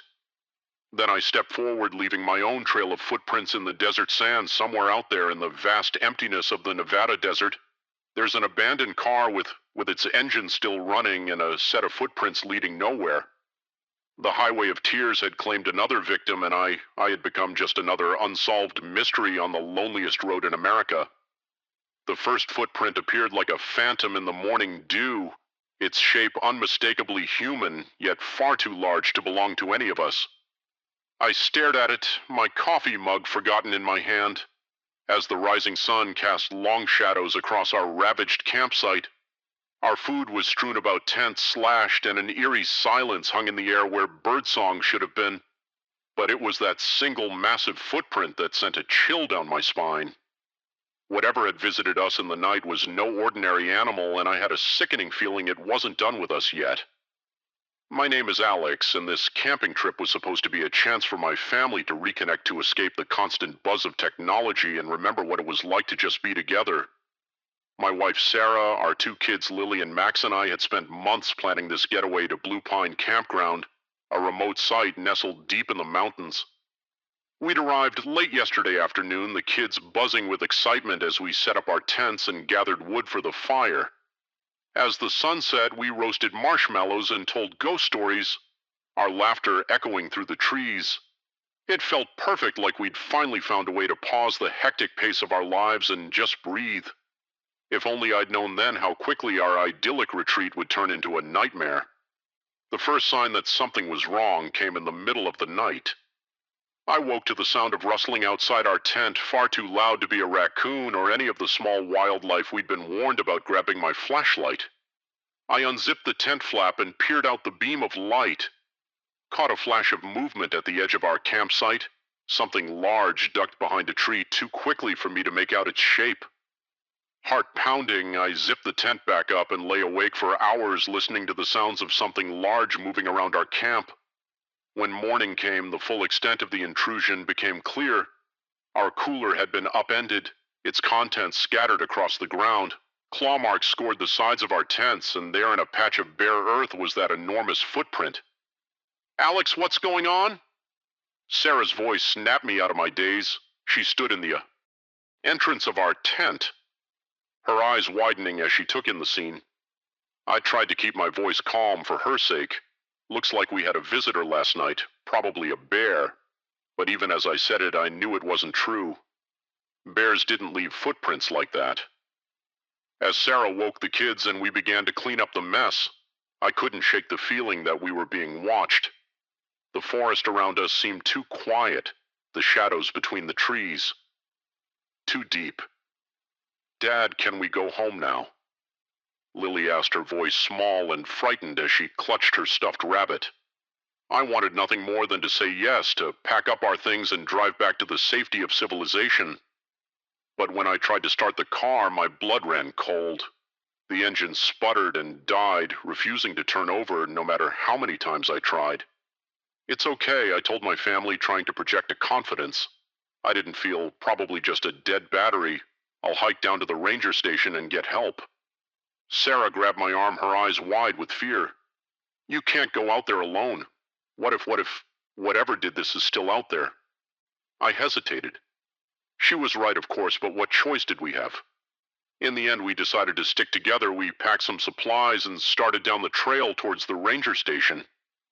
It was only 5 miles, an easy hike under normal circumstances, but with every snapping twig and rustle in the underbrush, our nerves frayed a little more. We were about halfway there when Max spotted it. Another footprint, this one pressed into a patch of mud beside the trail. It was even larger than the first and fresher. It's following us, Sarah whispered, pulling the kids close. I wanted to reassure her, to say it was probably just coincidence, but the words stuck in my throat, because deep down I knew she was right. We picked up our pace, the kids whimpering as branches scratched at their arms and legs. The sun was starting to set, the forest growing darker by the minute, and still the ranger station seemed no closer. That's when we heard it, a low rumbling growl that seemed to come from everywhere and nowhere. At once Lily screamed and Max burst into tears. Run, I yelled, scooping up Lily as Sarah grabbed Max's hand. We tore down the trail, blind panic driving us forward. Branches whipped at our faces. Roots threatened to trip us at every step, and all the while, that growl grew louder, closer. I chanced to look back and immediately wished I hadn't. Something was moving through the trees behind us, something massive and dark. I caught a glimpse of glowing eyes and a flash of teeth before I turned back, running faster than I ever had in my life. We burst into a small clearing, gasping for breath, and there, like a miracle, was a cabin. Not the ranger station we'd been aiming for, but at that moment it looked like salvation. I didn't stop to question our luck. We raced for the door, praying it would be unlocked. The handle turned under my grip, and we tumbled inside, slamming the door behind us for a long moment. We just stood there, chests heaving, listening to the sounds of something large circling the cabin. Scratching noises came from the walls, and a low, frustrated growl echoed through the night. What is it? Daddy? Lily whimpered, burying her face in my shoulder. I don't know, sweetheart, I said, stroking her hair, but we're safe in here. It can't get us, as our eyes adjusted to the gloom. We began to take in our surroundings. The cabin was small, just one room with a fireplace, a few pieces of rustic furniture, and shelves lined with canned goods and supplies. It looked like some kind of emergency shelter or hunting cabin. Sarah found some lanterns and lit them, casting a warm glow around the room as the kids huddled together on a threadbare couch. She pulled me aside. Alex, what are we going to do? She whispered, her voice trembling. What if it doesn't leave? I took a deep breath, trying to think rationally. We've got shelter, and it looks like there's enough food here to last a while. We'll wait it out. Someone's bound to come looking for us eventually. But as the night wore on, that confidence began to waver. The creature outside showed no signs of leaving. We could hear it moving around the AA cabin, testing the walls and door. Occasionally, it would let out a roar that made the windows rattle. The kids finally fell into an uneasy sleep. Exhausted from the day's terror, Sarah and I took turns keeping watch, peering out the windows into the darkness. It was during my watch in the darkest hours of the night that I saw it clearly. For the first time, the moon had come out from behind the clouds, illuminating the clearing in front of the cabin, and there, standing at the edge of the trees, was a creature that shouldn't exist. It was massive, easily 8 feet tall, with a body that seemed to be a patchwork of animal parts. Thick fur covered most of its body, but I could see patches of scales and what looked like feathers. Its face was a nightmarish blend of bear and something almost human, with eyes that glowed an unnatural yellow in the moonlight as I watched, frozen in horror. It turned those glowing eyes directly towards me, and then impossibly it smiled. Revealing rows of razor-sharp teeth, I stumbled back from the window, my heart pounding so hard I thought it might burst from my chest. This couldn't be real creatures. Like that didn't exist. They couldn't. But the growl that rumbled through the night was very, very real. I don't know how long we stayed in that cabin, days blurred together, marked only by the rising and setting of the sun and the constant presence of the creature outside. We rationed the food carefully, knowing we might be in for a long wait.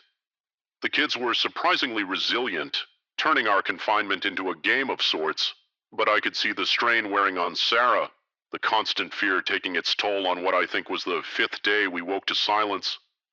No growls, no scratching at the walls. Cautiously, I peered out the window. The clearing was empty. We waited another full day before we dared to venture out. The forest seemed normal again.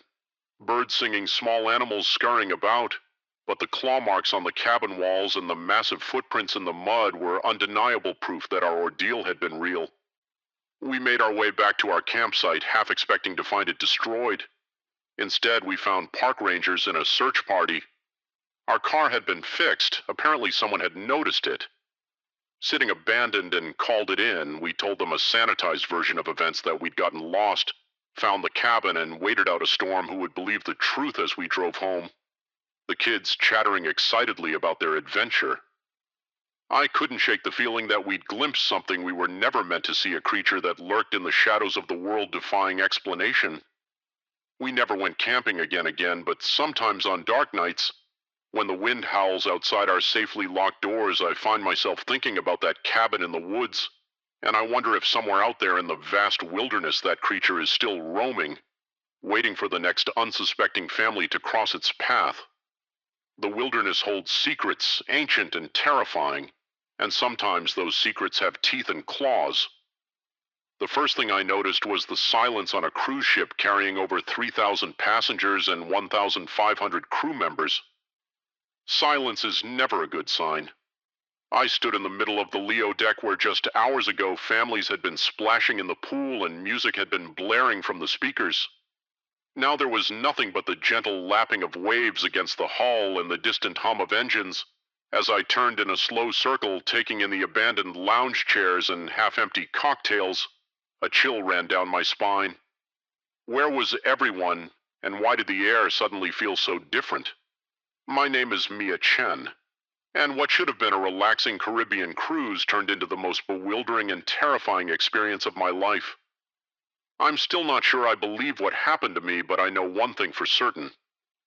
Time isn't as linear as we think it is, and sometimes the fabric of reality can slip in ways we can't begin to understand it. It started as a typical day at sea. I'd woken up late, nursed a slight hangover from the previous night's karaoke party with a greasy breakfast, and spent the morning lounging by the pool. With my latest beach read around noon, I decided to head back to my cabin for a quick nap before the afternoon's activities. I remember closing my eyes, the gentle rocking of the ship, lulling me to sleep when I woke up. The light filtering through my porthole window seemed off dimmer somehow, with a strange bluish quality I'd never seen before. Disoriented, I checked my phone. The screen was black, completely dead, despite having been fully charged when I lay down. Frowning, I got up and tried the cabin's phone. Nothing but a faint buzzing on the line. That's when I noticed the silence. No distant laughter from the hallway, no muffled announcements over the PA system, just nothing. A knot of unease forming in my stomach. I stepped out into the hallway. It was deserted. The usual bustle of passengers and crew members conspicuously absent. My footsteps echoed unnaturally loud on the carpeted floor as I made my way towards the elevator bank. Hello, I called out, my voice sounding small and lost in the empty corridor. No response. The elevator arrived with a cheerful ding that seemed wildly out of place in the eerie silence. As I rode up to the Leo deck, I tried to rationalize what was happening. Maybe there was some sort of emergency drill I'd slept through. But no, they always announce those well in advance, and surely someone would have woken me when the elevator doors opened onto the Leo deck. The full extent of the strangeness hit me. The massive open-air deck was completely deserted. Lounge chairs sat empty, some with towels and books still draped over them as if their occupants had just stepped away for a moment. The bars were unmanned rows of colorful cocktails abandoned on their counters. I walked slowly around the deck, my heart pounding. Hello, I called again. Louder this time. Is anyone here?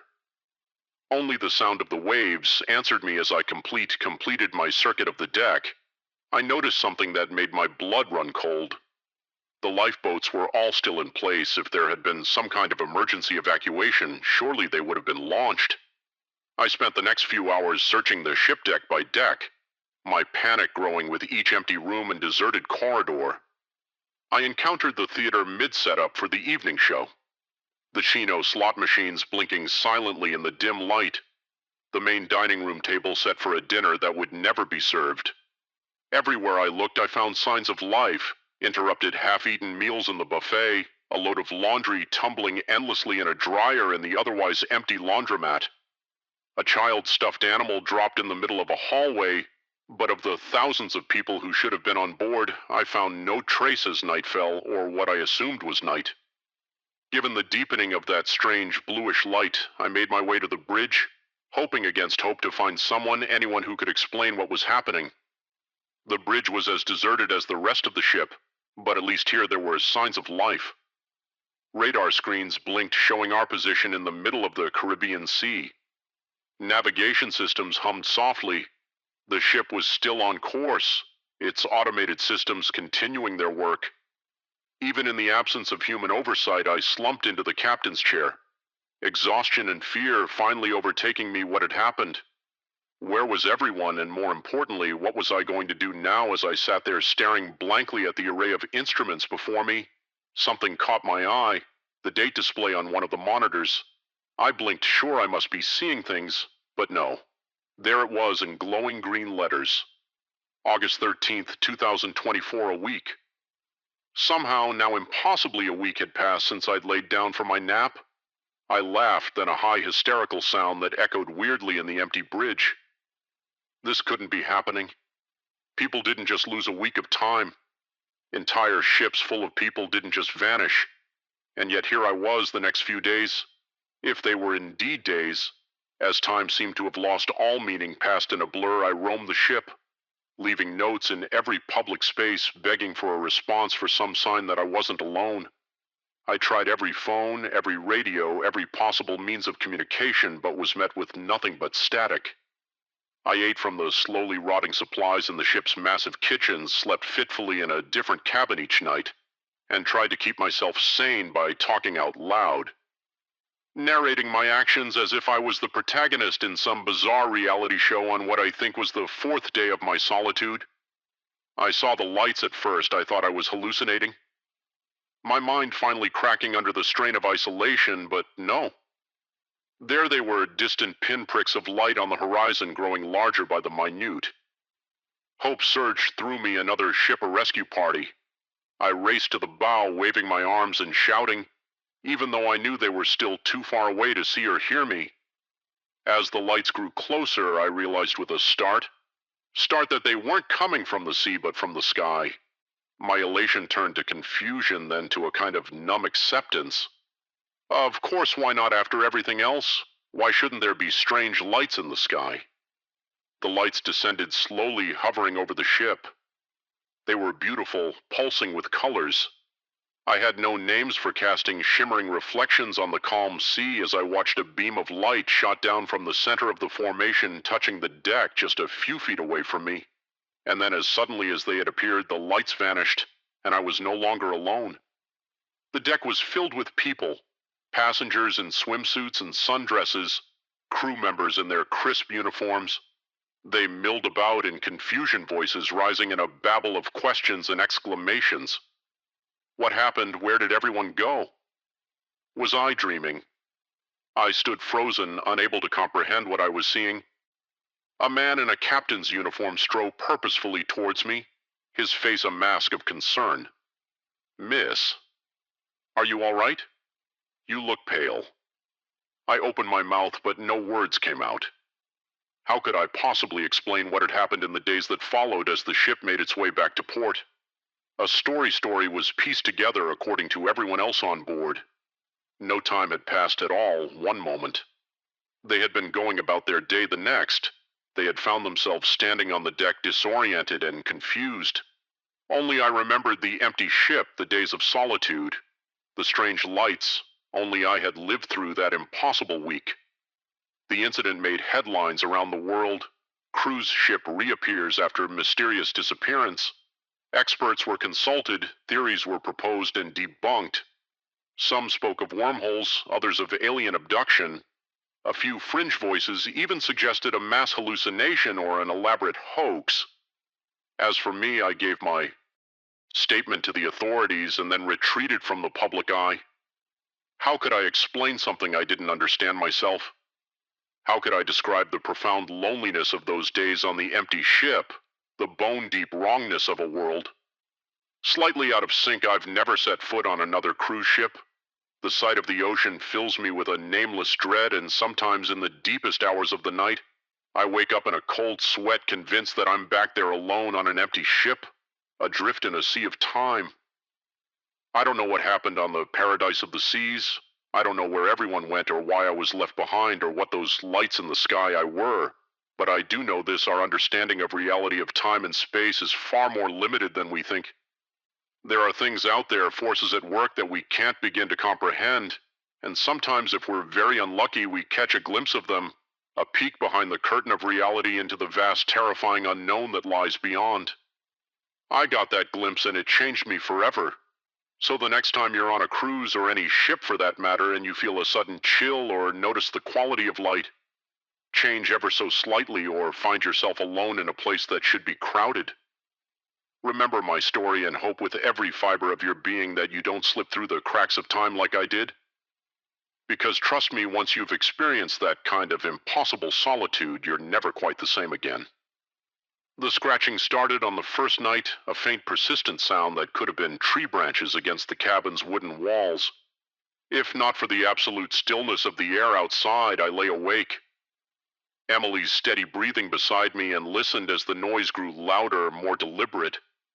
It wasn't until I heard a distinct tapping on the bedroom window that I realized with a chill that ran deep into my bones that whatever was out there wasn't a tree, and it wandered in. My name is Daniel, and what was supposed to be a romantic getaway with my girlfriend turned into a waking nightmare that I'm still trying to understand. We'd been dating for a year, and with both of us drowning in work. Stress a week in a secluded cabin seemed like the perfect escape. No cell service, no Wi-Fi, just us and the great outdoors. If only we'd known what was waiting for us in those woods. We arrived at the cabin late Friday afternoon. It was exactly as advertised. A cozy two-bedroom log structure nestled in a clearing surrounded by towering pines. The nearest neighbor was miles away, and the dirt road leading to the property had been rough enough to make us question our decision more than once. But as we stepped out of the car, the fresh mountain air and the absolute quiet washed away our doubts. This was exactly what we needed. The cabin's owner, a gruff older man named Bill, met us with the keys as he gave us a quick tour. I couldn't help but notice how his eyes darted nervously around, never quite settling on one spot. Now, couple things to remember, he said as we stood on the porch. Don't go wandering in the woods. After dark, lots of wildlife out there, and it's easy to get turned around, and if you hear any strange noises at night, just ignore them, probably just raccoons or something. I nodded, not thinking much of it at the time. Every cabin owner had their quirks and warnings. Oh, and one more thing. Bill added his hand on the door. Whatever you do, don't open the doors or windows at night, no matter what you hear, got it? Before we could ask what he meant, he was gone, his truck kicking up dust as he sped down the dirt road. Emily and I exchanged glances. Well, that was weird, she said with a nervous laugh. I shrugged it off, probably just trying to scare the city. Folk, come on, let's unpack. The rest of the day was perfect. We hiked a nearby trail, cooked dinner on the old wood stove, and spent the evening cuddled up on the porch swing watching the stars come out in the sky, die unspoiled by light pollution. It wasn't until we were getting ready for bed that I noticed the scratches they were on the inside of the doors and around the windows, long deep gouges in the wood that looked like they'd been made by something with very sharp claws. Em, come look at this, I called out. She came over frowning as she ran her fingers over the marks. Weird, you think a bear tried to get in or something. Maybe I said, though, something about the scratches made my skin crawl. They seemed too deliberate, too purposeful. We went to bed joking about ghost bears to lighten the mood, but as the night wore on and the scratching started, those jokes didn't seem funny anymore. I lay there, every muscle tense, listening to the sound, move around the cabin, scratch, scratch, pause, pee. Then the tapping on the window like something was testing the glass. Emily stirred beside me. Dan, do you hear that? I nodded. Not trusting my voice, we clung to each other, barely breathing as the tapping moved from window to window. Finally, after what felt like hours, it stopped. We eventually fell into an uneasy sleep as dawn began to break. The next morning, we tried to rationalize what had happened. Raccoons, we decided, or maybe a particularly persistent owl. We spent the day hiking and swimming in a nearby lake, the bright sunshine making the terrors of the night seem distant and silly. But as evening fell and we returned to the cabin, that sense of unease crept back. We double-checked all the locks, drew the curtains tight, and tried to distract ourselves with board games and wine. The scratching started earlier that night, more insistent than before, and this time it was accompanied by something else. A low, guttural sound that was almost but not quite a voice. Emily whispered, her face pale in the lamplight. That's not an animal, I wanted to reassure her, to say it was just the wind or our imaginations playing tricks on us. But as the not-quite voice grew louder, forming sounds that were almost words I couldn't to her or myself. We huddled together on the bed, watching the shadows under the door, listening to whatever was out there. Circled the cabin again and again. At one point, something heavy threw itself against the front door, making the whole cabin shudder. I thought about making a run for the car, but the keys were in the living room and the idea of opening any door seemed impossible, so we waited, clinging to each other as the night stretched on endlessly. Just before dawn, in that darkest hour, when hope seems furthest away, we heard a new sound. Footsteps on the porch, then a knock at the door. A human. Knock. Hello? Anyone in there? A man's voice, gruff but blessedly normal. We approached the door cautiously. Through the peephole, I could see Bill, the cabin owner, standing on the porch with a flashlight. I opened the door, relief flooding through me. Bill, thank God there's something out here. Something. He cut me off, like pushing past us into the cabin. I know that's why I'm here, you two. Okay? We nodded, still shaken. Bill did a quick circuit of the cabin, checking the windows and doors. When he was satisfied, he turned to us with a grim expression. I owe you an apology, he said. I should have told you the whole truth when you got here, but I was afraid you'd leave, and I need the money if I'm being honest. Told us what Emily demanded. What the hell is going on here? Bill sighed. Suddenly looking much older, this land, it's not right. Never has been. Long as I can remember, things live in these woods. Things that ain't natural. Most of the time they keep to themselves, but sometimes, especially when there's new blood around, they get curious. I felt a chill run down my spine. What kind of to things? He shook his head. I don't rightly know, never seen them clearly, but I've heard him, felt them watching. They're smart. Whatever they are, smart and hungry. Why don't you leave? Emily asked. Can't Bill said simply, "This land's been in my family for generations, and besides," he added, his voice dropping to a near whisper, "I don't think they'd let me." We spent the rest of that night huddled in the living room with Bill listening to his stories of the things that lived in the woods. Tales passed down through his family of people who'd vanished over the years of nights when the barriers between our world and something else seemed to thin as the sun rose, casting long shadows through the trees. Bill stood up. "They'll be gone now. They can't stand the daylight. You two should pack up and go. I'll refund your money." We didn't argue within an hour. We were in our car speeding down the mountain road, the cabin receding in our rearview mirror. We never talked much about what happened that weekend. How could we explain it to anyone else? Even between ourselves, we found it easier to let the memory fade to focus on our normal, safe lives in the city. But sometimes on dark nights when the wind blows just right, I find myself listening for that scratching sound. And in my dreams, I still hear that almost voice calling from just beyond the walls, trying to form words I hope I never understand. I don't know what lives in those woods. I don't know why it was so interested in us or what it might have done if it had gotten inside, but I do know this. There are places in this world where the veil between realities is thin, where things we can't comprehend lurk just out of sight. If you ever find yourself in a secluded cabin miles from civilization, and you hear a scratching at the door or a tapping at the window, remember my story. Keep the doors locked, the curtains drawn, and whatever you do, don't let it in. Because once you acknowledge those things in the dark, once you let them know you can hear them, they'll never stop calling. And sooner or later, curiosity or fear or simple exhaustion might lead you to answer. Take it from me. Some calls are better left unanswered. Some doors are meant to stay closed, and some woods are best left unexplored, no matter how inviting they might seem in the light of day. The voice crackled through the CB radio, desperate and filled with static pleas. "Anyone, I need help. I'm at the old Starlight truck stop. Something's here. Oh God, it's coming back. Please hurry." Then nothing but dead air.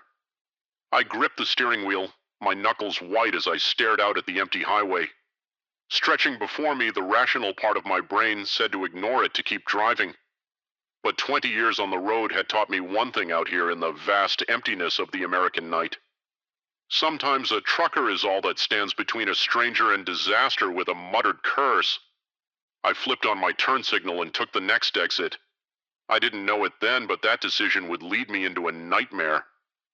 I'm still trying to understand. My name is Mike Callahan, and I've been hauling freight across the country since I was old enough to get my CDL. I've seen my share of weird stuff out on the lonely highways, ghost lights, inexplicable weather patterns, even what some might call UFOs, but nothing in all my years prepared me for what I encountered that night at the abandoned Starlight truck stop. It was a typical run Seattle to Miami with a trailer full of electronics. I was making good times, the miles melting away under my wheels as I cruised through the New Mexico desert. The radio kept me company, a mix of old country tunes and the occasional chatter from other truckers. It was just past 2 a.m. when the distress call came through. At first, I thought it was just some kids playing around on the channel.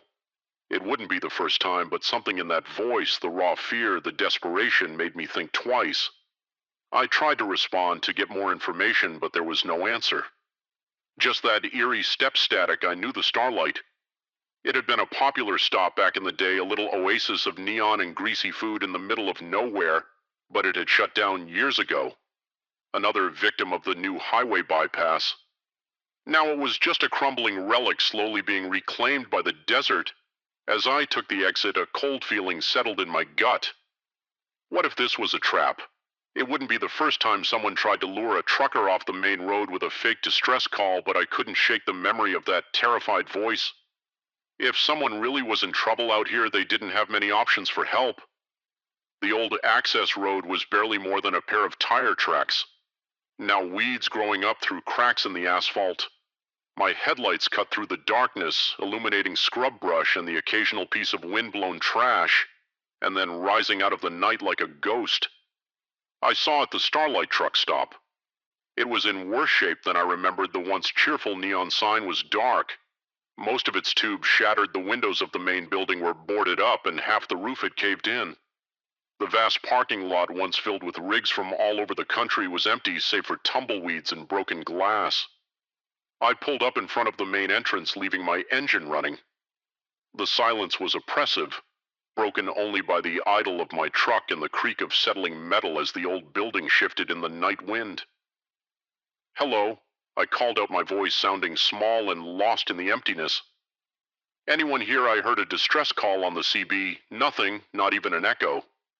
I grabbed my flashlight from the cab and cautiously approached the building. The boards over the main doors had been pried away, leaving a dark maw that seemed to swallow my light. Every instinct screamed at me to get back in my truck and drive away, but I couldn't shake the memory of that desperate voice. What if someone was her in there, unable to call out? I stepped inside the beam of my flashlight, revealing a scene of decay and abandonment. Overturned tables, shattered plates, layers of dust covering everything. It looked like the place had been picked clean by scavengers years ago. "Hello," I called again, my voice echoing in the empty space. "Anyone hear?" A sound from the back of the building made me jump, a scraping noise like something heavy being dragged across the floor. "Hey, you okay back there?" I moved towards the sound, my heart pounding as I rounded the corner into what used to be the kitchen. My flashlight beam fell on something that made my blood run cold. There, propped up against an old stove, was a CB radio. It looked brand new, completely out of place in the decaying ruin around it. I approached slowly, my mind racing. Had the person who called for help left this here? But why and where were they now? That's when I noticed something else on the floor around the radio were strange markings, curved lines and symbols drawn in. What looked horribly like dried blood. I took a step back, suddenly very aware of how quiet it was. Even the wind seemed to have died down, and then I heard it. A low gut-utal sound coming from somewhere behind me. It was almost, but not quite, a voice.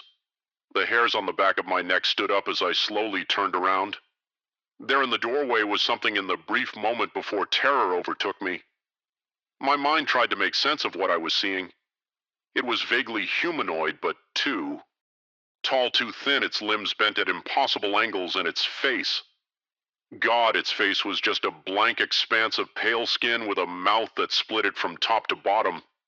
I'd like to say I fought, or that I at least had the presence of mind to run, but the truth is I froze rooted to the spot as that thing unfolded itself, growing even taller as it flowed into the room like smoke. Given form, it reached for me with hands that were more like claws, and I felt my consciousness slipping away. The last thing I remember is the CB radio crackling to life, that same desperate voice calling out for help. I woke up in my truck parked on the side of the highway for a moment. I thought it had all been a vivid nightmare, but then I noticed the dust coating my clothes, the scratches on my arms, and there on the passenger seat was the CB radio from the abandoned truck stop. My logbook showed I'd lost almost 6 hours. 6 hours that I had no memory of. I drove to the nearest town in a daze, checked into a motel, and tried to make sense of what had happened. Had I really seen what I thought I saw, or had my mind conjured up some impossible horror to fill in the gaps in my memory? I thought about going to the police but what would I tell them? That I'd been lured to an abandoned truck stop by a ghost on the CBE, then attacked by some kind of monster? They'd laugh me out of the station if they didn't lock me up for my own safety. In the end, I did the only thing I could do. I got back on the road and finished my run, but things were different. After that night, I found myself jumping at shadows, flinching. Every time the CB crackled with static, I started taking routes that avoided long stretches of empty highway, even if it meant longer trips. And that CB radio, I couldn't bring myself to get rid of it, but I couldn't stand to have it in my truck either. It sits in a storage unit now, wrapped in chains and locked in a box some nights. I swear I can hear it calling, that same desperate voice begging for help. I've tried to find out more about the Starlight truck stop since then. Turns out it has quite a history. Stories of disappearances going back decades. Truckers who stopped there and were never seen again. Local legends about ancient burial grounds and doorways to other worlds. I don't know what to believe anymore. I don't know if what I experienced was real or some kind of hallucination or something in between. But I do know this. There are things out there in the darkness that we can't explain, things that lurk on the edges of our world waiting for someone to answer their call. So if you're ever out on the road late at night and you hear a desperate voice on the CB begging for help, think twice before you answer, because sometimes the call for help isn't coming from someone in trouble.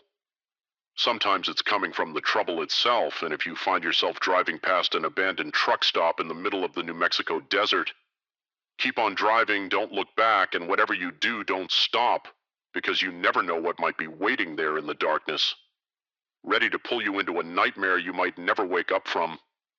As for me, I still drive, but never at night if I can help it, and I keep my CV turned off. No matter how lonely the road gets, because I know now that some calls are better left unanswered and some mysteries are best left unsolved. The first thing I noticed when I stepped out onto the porch that morning was the silence. No birdsong, no distant low of cattle, not even the rustle of wind. Through the cornfields, just an eerie, oppressive quiet that made the hair on the back of my neck stand up. Then I saw it, a vast, intricate pattern carved into my wheat field, the stalks bent and woven with impossible precision. In that moment, as the rising sun cast long shadows across the design, I knew my life would never be the same. What I didn't know was how deep the rabbit hole went, or how dangerous the truth would turn out to be. My name's Jack Harper, and I've been farming this land for over 30 years. It's been in my family for generations, passed down from father to son since my great-grandfather first broke ground here in the 1890s. I've seen droughts, floods, and everything in between, but nothing could have prepared me for what happened that summer. It started innocently enough. A few of my cows got spooked one night, breaking through a fence and stampeding across the north pasture. Unusual, but not unheard of. Then my tractor started acting up the electronics, going haywire for no apparent reason. Again annoying, but nothing too out of the ordinary for aging farm equipment. But then came the lights. I first saw them about a week before the crop circle appeared. I was up late going over some paperwork in the kitchen when a flash of light outside caught my eye. At first I thought it was headlights from a passing car, but we're pretty isolated out here. The nearest neighbor is 5 miles down the road. I stepped outside, and that's when I saw them, 3 bright orbs of light hovering silently. Over my wheat field, they pulsed with an otherworldly glow, casting long shadows across the swaying stalks. I stood there frozen for what felt like hours, but was probably only a few minutes then. As suddenly as they appeared, the lights shot straight up into the sky and vanished. I told myself I was tired, that maybe I dozed off at the kitchen table and dreamed the whole thing. But deep down, I knew what I seen was real. The next few nights I stayed up watching, but the lights didn't return. Just as I was starting to think I'd imagined it all, I woke up to find the crop circle. It was massive, covering nearly half of my 100-acre wheat field. The design was incredibly complex, a series of interlocking circles and crescents that seemed to spiral out from a central point. The wheat stalks were bent, not broken. Woven together in a way that defied explanation, I called the sheriff, more out of a sense of obligation than any real hope for answers. Bob's been a friend for years, but I could see the skepticism in his eyes as he surveyed the damage. It could be pranksters. He suggested, not sounding very convinced. You know how kids get in the summer looking for thrills? I shook my head. Bob, this would have taken a team of people all night to do, and they'd have left tracks. Look at the ground, there's not a single footprint or tire track anywhere. He didn't have an answer for that. Word spread quickly, as it tends to do in small towns. By noon, my driveway was clogged with curiosity, seekers, amateur paranormal investigators, and local news crews. I did my best to keep them off my property, but it was like trying to hold back the tide. That's when things started to get really strange. It began with the animals. My dogs, usually friendly to a fault, became aggressive, snarling at anyone who came near the crop circle. The cattle refused to graze anywhere near that field, clustering at the far end of their pasture and bellowing uneasily through the night. Then the equipment failures escalated. Not just my tractor now, but every piece of electronic equipment on the farm. Cell phones died within minutes of being fully charged. The TV emitted nothing but static, occasionally interrupted by bursts of what sounded like voices speaking in an unknown language and the dream's god. The dreams every night I found myself wandering through that wheat field. The stalks whisper singing around me in voices just on the edge of comprehension. Something was always just ahead of me, always just out of sight. I'd wake up in a cold sweat, the taste of metal in my mouth, and the feeling that I was on the verge of understanding something vast and terrible about a week after the crop circle appeared. I had a visitor. He introduced himself as Dr. Alan Fredman, an astrophysicist from the State University. He was different from the other investigators who'd come sniffing around quieter, more serious. Mr. Harper, he said, his eyes never leaving the crop circle. Have you noticed any other unusual phenomena since this appeared? Lights in the sky, perhaps? Electronic disturbances? The hair on the back of my neck stood up. How did you know about that? He turned to me, then his expression grave. Because this isn't the first time this has happened, there's a pattern. Mr. Harper, these events, they're escalating over the next few hours.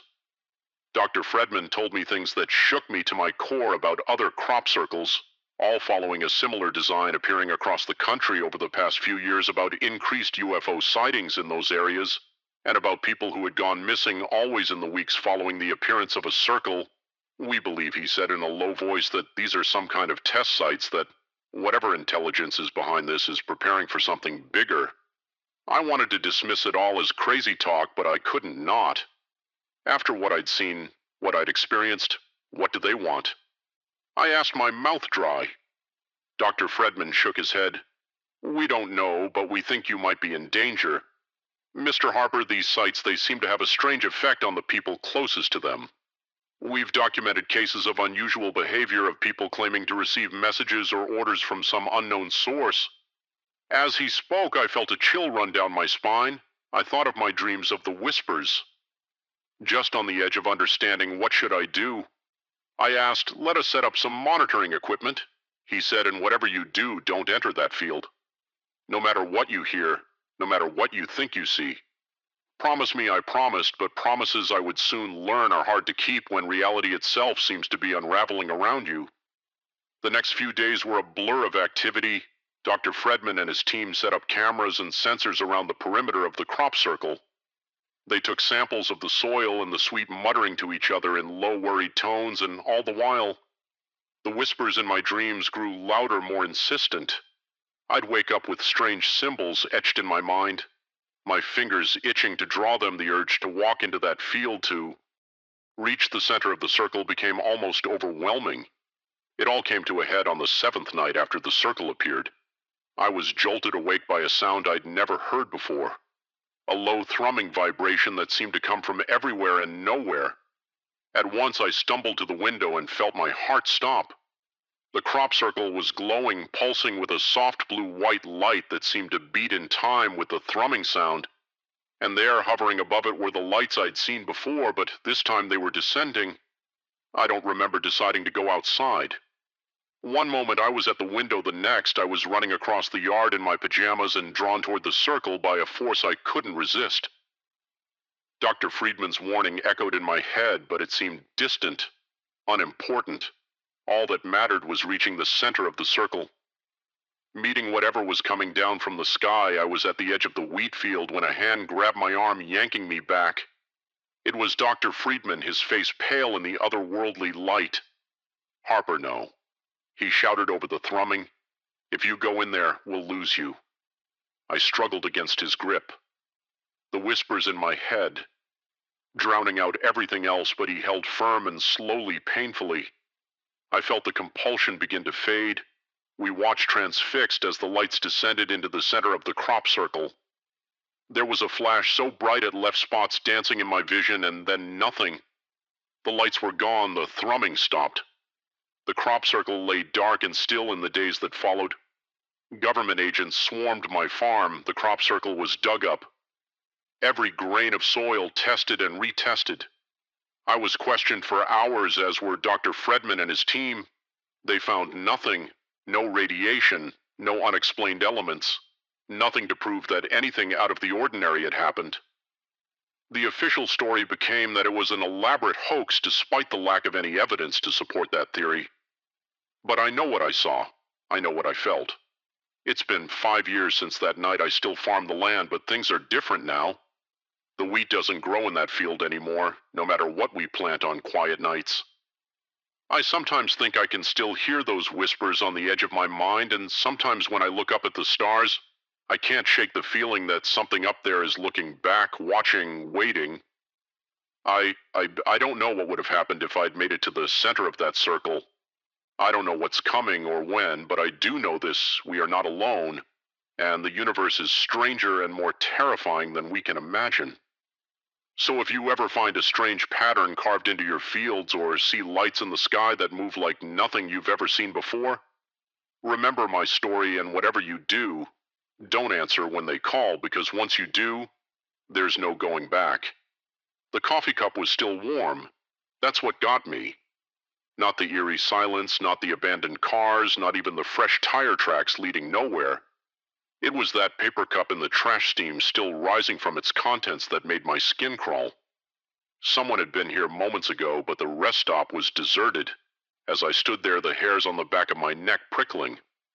I caught movement out of the corner of my eye. There at the edge of the woods, a figure watched, and in that moment I knew I'd stumbled into something I shouldn't have seen. Something I might not escape from. My name's Alex, and I've been driving cross-country for a living for the better part of a decade. Long-haul trucking isn't glamorous, but it pays the bills and satisfies my wanderlust. I've seen my share of weird stuff on the road. Inexplicable lights in the sky, ghost towns that aren't on any map, even what some might call supernatural occurrences. But nothing, absolutely nothing, prepared me for what I encountered that night at the Pinewood rest stop. It was a routine run, St. Louis to Portland, with a trailer full of electronics. I'd been pushing hard, trying to make up time after a delay at my last stop. The night was moonless, the highway a ribbon of black stretching endlessly before me. I'd been fighting sleep for the last hour, my eyes gritty and my mind fuzzy. When I saw the sign for the rest stop, I almost cried with relief. Just a quick break, I told myself. Splash some water on my face, grab a coffee, and I'd be good for another few hours. The rest stop appeared out of the darkness like an island of light. It was one of those older ones, with a small building housing restrooms and vending machines and a separate area for trucks to park.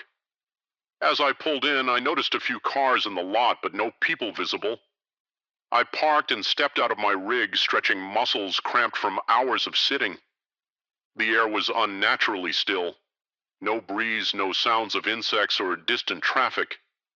Just silence that should have been my first warning. I made my way to the building, my footsteps echoing loudly on the concrete. The door creaked as I pushed it open, the sound jarring in the quiet. Inside, the fluorescent lights buzzed softly, casting a harsh glare over the empty space. I headed for the men's room, splashing cold water on my face and letting it run down my neck. As I looked up at my reflection, haggard and pale in the mirror, I saw something that made my heart skip a beat. In the mirror, reflected in the partially open door behind me, I caught a glimpse of movement. Just a shadow, really, but distinctly human-shaped. I whirled around, but the doorway was empty. "Hello?" I called out, my voice sounding thin and nervous, even to my own ears. No response, shaking it off as a trick of my tired mind. I left the restroom and headed for the vending machines. That's when I noticed the other oddities. A jacket draped over a chair as if its owner had just stepped away, a smartphone on the table, its screen still lit up, and there in the trash can by the door, that steaming cup of coffee. My skin prickled with goosebumps. Where was everyone? I stepped back outside, scanning the parking lot. The cars I'd seen earlier were still there, some. With doors hanging open, I approached the nearest one, a blue sedan. The keys were in the ignition, the engine ticking as it cooled. "Hey!" I shouted, my voice echoing across the empty lot. Anyone here? The silence that answered was deafening. That's when I saw the tire tracks, fresh ones leading from one of the parking spots and stopping abruptly at the edge of the lot, as if the car had simply vanished. Into thin air, my heart was pounding.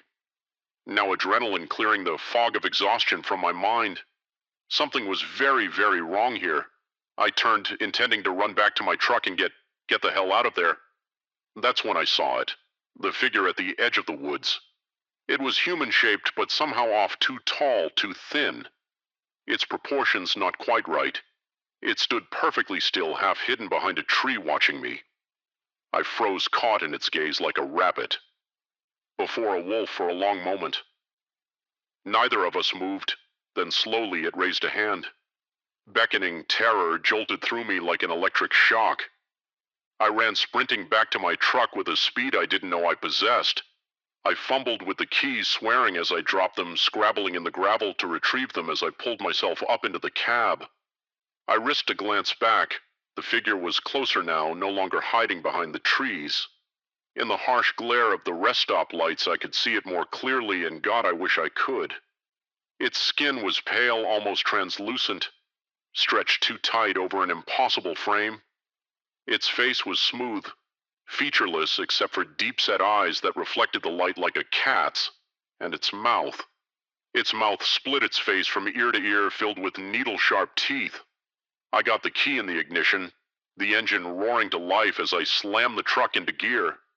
I saw movement out of the corner of my eye, more figures emerging from the woods, dozens of them all with that same impossible physiology, all moving with an unnatural fluid. Grace, I floored it, the truck's tires spinning in the gravel before finding purchase.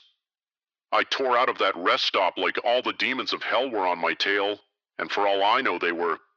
I drove for hours, pushing well past the legal limit for consecutive time behind the wheel. I didn't stop until the sun was high in the sky and I was 2 states away. Even then I couldn't shake the feeling of being watched when I finally worked up the courage to check my mirrors. The highway behind me was empty, no sign of pursuit, no hint of the horror I'd left behind. But the memory of those figures of that beckoning hand was burned into my mind. I considered reporting what I'd seen, but who would believe me? I'd sound like a lunatic raving about monsters at a rest stop. So I kept quiet, finished my run, and tried to convince myself it had all been a hallucination brought on by exhaustion. But I couldn't forget, and I couldn't stop wondering about those people. At the rest stop, the ones who'd left behind their cars, their belongings, the ones who'd followed that beckoning hand into the woods, where had they gone? What had happened to them in the weeks that followed? I did some digging. It wasn't easy. I'm no detective, and I had precious little to go on, but what I found chilled me to the bone. There were stories whispered, tales among long-haul truckers and late-night travelers. Stories of rest stops where people vanished without a trace of figures seen at the edge of the woods, always at night, always beckoning. Some called them aliens. Others said they were interdimensional beings. A few spoke of ancient forgotten gods. Awakening in our modern world. I don't know what they are. I don't know what they want. But I know they're out there, waiting at the edges of lonely highways in the shadows of late-night rest stops. I still drive, but never at night if I can help it. I avoid rest stops, pushing myself to make it from one major town to the next without breaks, and I never ever stop if I see a solitary figure standing at the edge of the woods, sometimes on long hauls, when the night is dark and the road seems to go on forever. Think I see them in my mirrors. Tall, thin figures keeping pace with my truck despite its speed, watching, waiting. And sometimes I wonder if I really did escape that night, or if somehow I'm still there, trapped in some in-between place living out a life. That's not quite real, so if you're ever driving late at night and you see a rest stop appear out of the darkness, think twice before you stop. Check your gas gauge, your caffeine levels, your fatigue. Ask yourself, is it worth the risk, because you never know what might be waiting there in the shadows. You never know who or what might be beckoning you into the woods, and once you follow, you might never find your way back. Remember my story and keep driving no matter how tired you are, because some rest stop aren't meant for rest. Some are gateways to places we were never meant to go, and once you cross that threshold, there's no coming back. The first photo showed nothing but trees.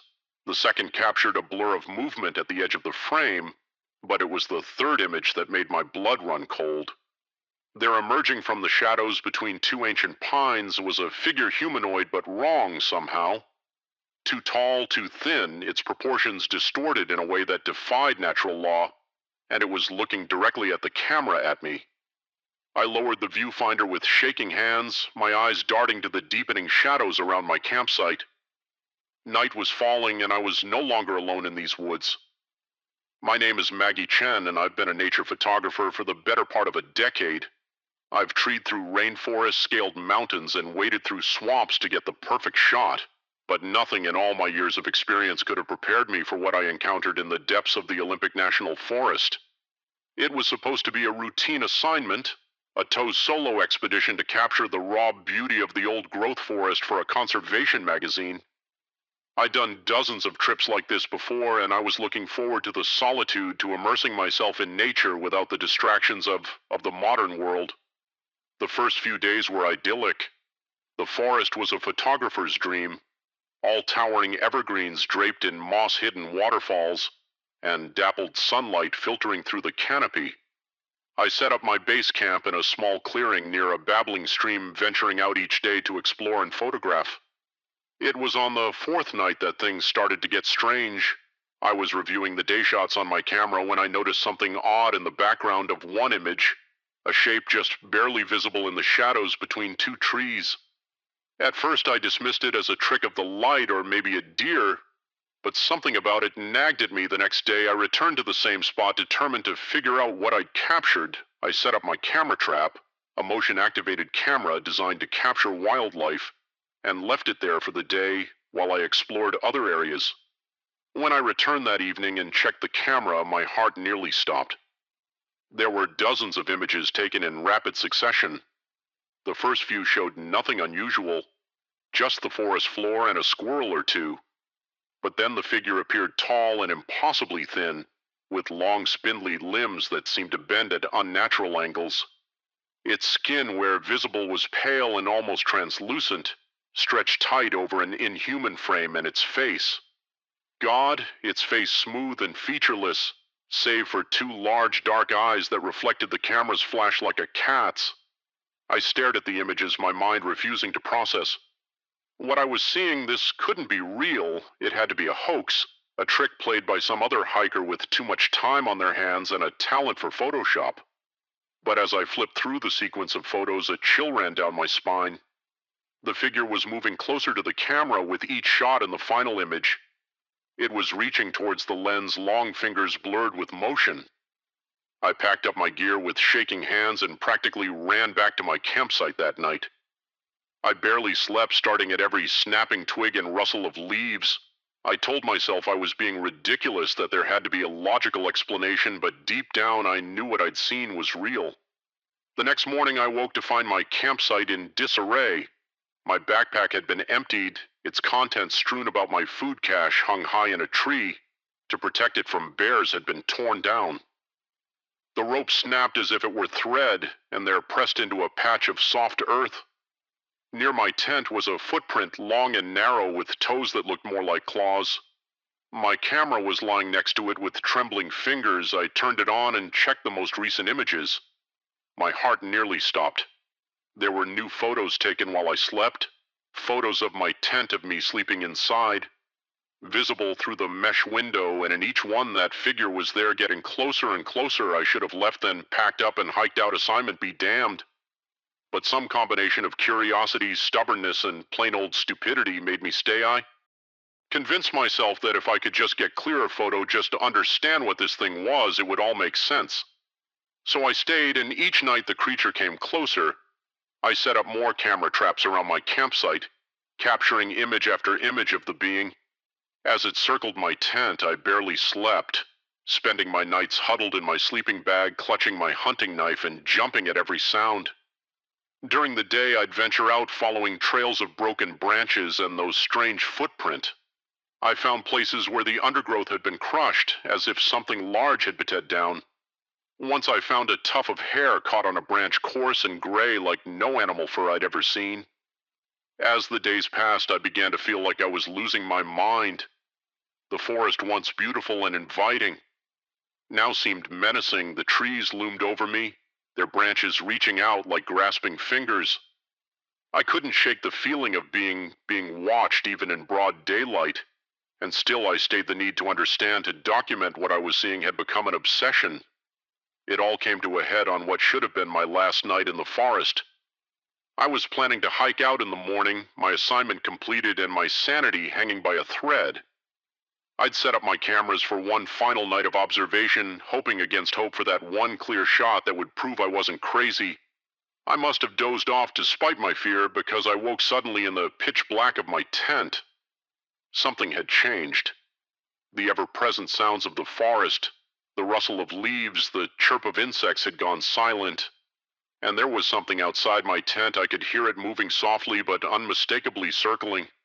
Sniffing, I lay there paralyzed with terror as it completed its circuit. Then to my horror, I saw the zipper of my tent begin to move slowly, inch by agonizing inch. The opening of my tent widened. I wanted to scream, to run, to do anything, but my body wouldn't respond. I could only watch eyes wide in the darkness as a long pale hand with too many joints slipped through the opening. The hand paused as if sensing my fear, then deliberately it reached toward my camera, which lay next to my sleeping bag. In that moment, survival instinct finally overcame my paralysis. I lunged for the camera, snatching it away from that terrible hand in the same motion. I kicked out at the tent wall, tearing through the fabric and tumbling out into the night. I ran blindly, desperately clutching the camera to my chest. I crashed through underbrush, stumbled over roots branches, whipping at my face behind me. I could hear it pursuing, not running, but moving with a terrible swiftness, flowing through the forest like smoke. I don't know how long I ran or how far my lungs burned, my legs ached, but terror drove me on. Finally, mercifully, I saw lights ahead. The ranger station at the trailhead, a beacon of civilization in the wilderness. I burst out of the tree line, gasping and sobbing. The startled ranger on duty took one look at my wild eyes and torn clothing and ushered me inside. Locking the door behind us the rest of that night is a blur. I remember telling my story. The ranger's skeptical looks turning to concern as he saw the raw fear in my eyes. I remember the police arriving, taking my statement, and I remember the moment when they asked to see my camera with shaking hands. I turned it on and began to scroll through the images, but where there should have been dozens of photos of that otherworldly being, there was nothing, just trees and shadows and normal forest scenes. Even the photos from that final night, the ones I was sure I'd taken of the hand reaching into my tent, were gone. In the harsh fluorescent light of the ranger station, surrounded by the trappings of civilization, my entire experience began to seem like a bad dream had. I imagined it all had 2 weeks of solitude in the deep woods driven me to some kind of breakdown, but then I saw it in the very last photo on the camera. Barely visible in the background was a figure tall and thin, half hidden behind a tree, and though the image was blurry, I could swear it was smiling. I've never gone back to those woods. I've never told the full story to anyone but you. My editor got a watered-down version about being spooked by wildlife, and the photos I submitted were carefully curated to show nothing but the natural beauty of the forest. But sometimes on dark nights, when the wind whispers through the trees outside my window, I find myself thinking about what's out there in the deep woods, about the things that lurk just beyond the reach of our cameras and our understanding. And I wonder with a chill that goes bone deep if it's still out there watching, waiting for the next unsuspecting photographer to venture into its domain. So if you're ever in the wilderness setting up your camera for that perfect shot of untouched nature, pay attention to the shadows between the trees, and if you see something moving there, something that doesn't quite fit, don't try to photograph it, just run, and don't look back, because some things in this world are not meant to be captured on film, and once they notice you noticing them, they never forget, they never stop watching, and sooner or later they come for you. The first time I saw her, I thought I was looking in a mirror, same shoulder-length brown hair, same green eyes, even the same tiny scar above my left eyebrow from a childhood accident. But this was no reflection. It was a living, breathing woman who could have been my twin. Our eyes met across the crowded dining room, and I felt a chill run down my spine as she smiled and waved. I knew with sickening certainty that my relaxing Caribbean cruise had just taken a turn into uncharted waters. My name is Sarah Mitchell, and until that moment I'd been enjoying a much-needed vacation aboard the Majestic Dream, a luxury cruise liner making its way through the turquoise waters of the Caribbean. I'm a 32-year-old software engineer from Seattle, and this was my first real vacation.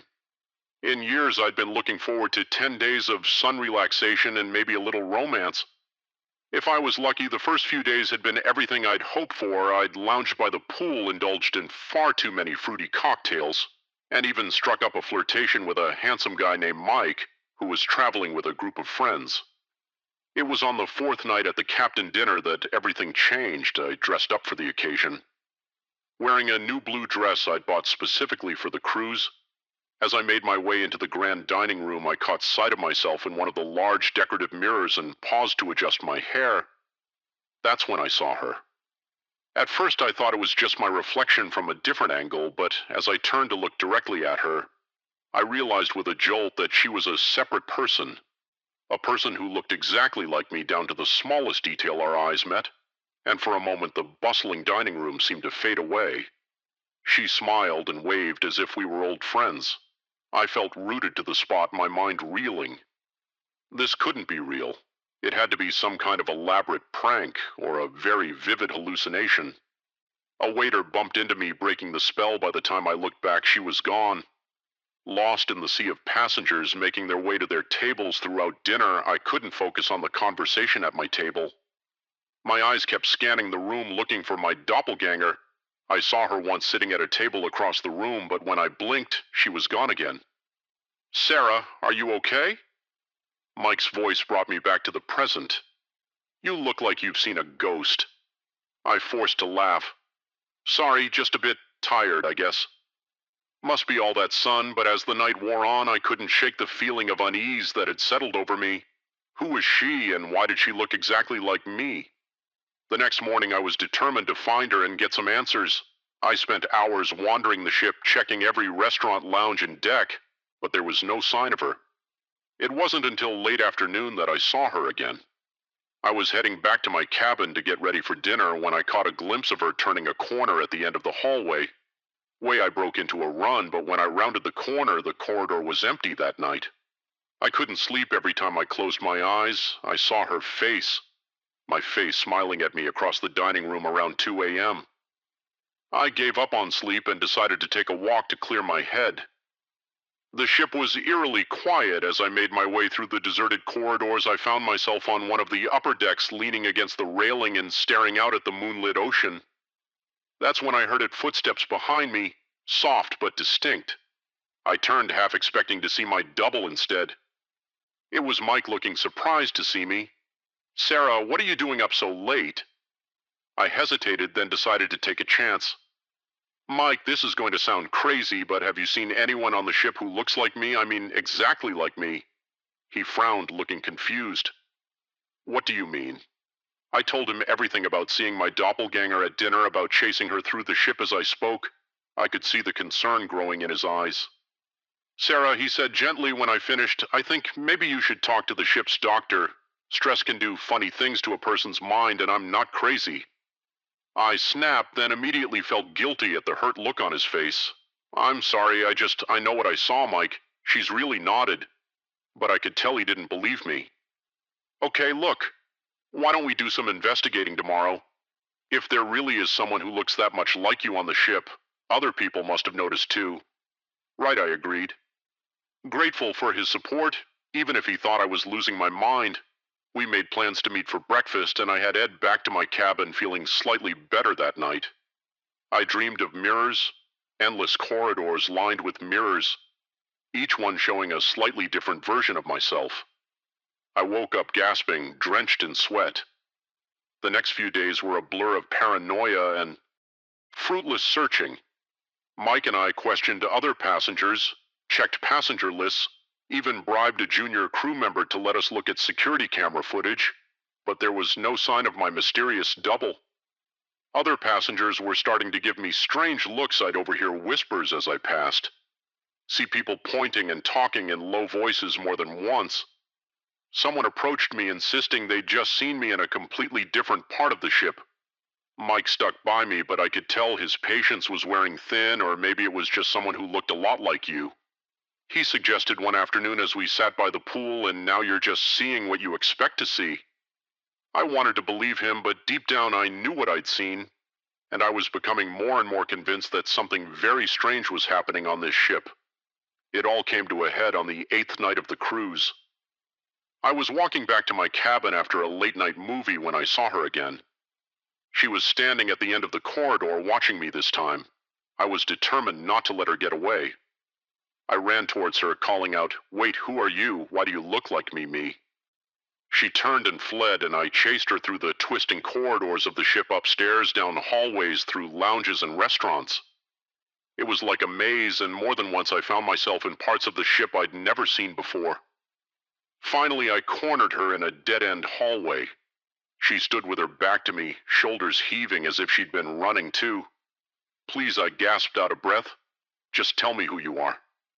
Slowly, she turned to face me, and as she did, I felt the world tilt sideways. Her face was mine, yes, but it was wrong. Somehow, the proportions were slightly off the eyes, a little too large, the smile a little too wide. As I watched in horror, her features seemed to ripple and shift like a reflection in disturbed water. "Who am I?" she said, and her voice was a distorted version of my own. I'm you, Sarah. Or rather, I'm who you could be, who you might become." She took a step towards me, and I stumbled backward, my back hitting the wall. What are you?" Or her smile widened impossibly. "I'm a possibility, a potential future. This ship, it exists in a place where realities intersect, where different versions of ourselves can meet." My mind reeled, trying to make sense of her words, but why? Why show yourself to me? She laughed, and the sound sent shivers down my spine. "To give you a choice. Of course you can go back to your life, your safe, predictable existence, or you can embrace the unknown, become something more." As she spoke, I noticed something behind her. The end of the hallway was shifting, shimmering like a heat haze, and beyond it, I caught glimpses of other places, other realities. She held out her hand. "Come with me, Sarah, see what you could become." For a moment I was tempted. The promise of adventure, of the unknown, pulled at me. But then I thought of my life back home, of my friends and family, of Mike. Probably worried sick about where I disappeared to. I shook my head. No. This is my reality, my life, and I choose it or face. Twisted in anger, becoming less and less human by the second. "You'll regret this." She hissed, and then before I could react, she lunged at me. I closed my eyes, bracing for impact, but it never came. Instead, I felt a rush of wind, a sensation of falling, and then nothing. When I opened my eyes, I was back in my cabin. Sunlight was streaming through the porthole, and the sounds of passengers enjoying the morning filtered in from the hallway for a moment. I thought it had all been a dream, but then I noticed something on my bedside table, a small silver pendant shaped like a key. Something I'd never seen before, but that looked strangely familiar. I picked it up, and as I did, I caught a glimpse of myself in the mirror for just a second. I could have sworn my reflection smiled at me with a mouth that was a little too wide. The rest of the cruise passed uneventfully. I never saw my doppelganger again, and eventually I managed to convince myself that stress and too much sun had played tricks on my mind. Mike and I grew closer, and by the time we docked, we were making plans to see each other back in the real world. But sometimes, late at night, I find myself looking at that silver key, and I wonder about roads not taken, about other versions of myself and other realities. And I can't help but think that somewhere out there on a ship sailing through the spaces between worlds, another Sarah made a very different choice. So if you ever find yourself on a cruise and catch a glimpse of someone who looks just like you, remember my story and think very carefully about the choices you make, because sometimes our doubles are more than just reflections. Sometimes they're glimpses of who we might become. For better or for worse, the words were whispered with such urgency, such raw fear, that I felt my blood turn to ice. "Whatever you do, don't be here at midnight." The weathered trucker who'd spoken them was already walking away, leaving me frozen. In my seat, half-eaten burger growing cold on the plate in front of me, I glanced at my watch. 11:37 p.m.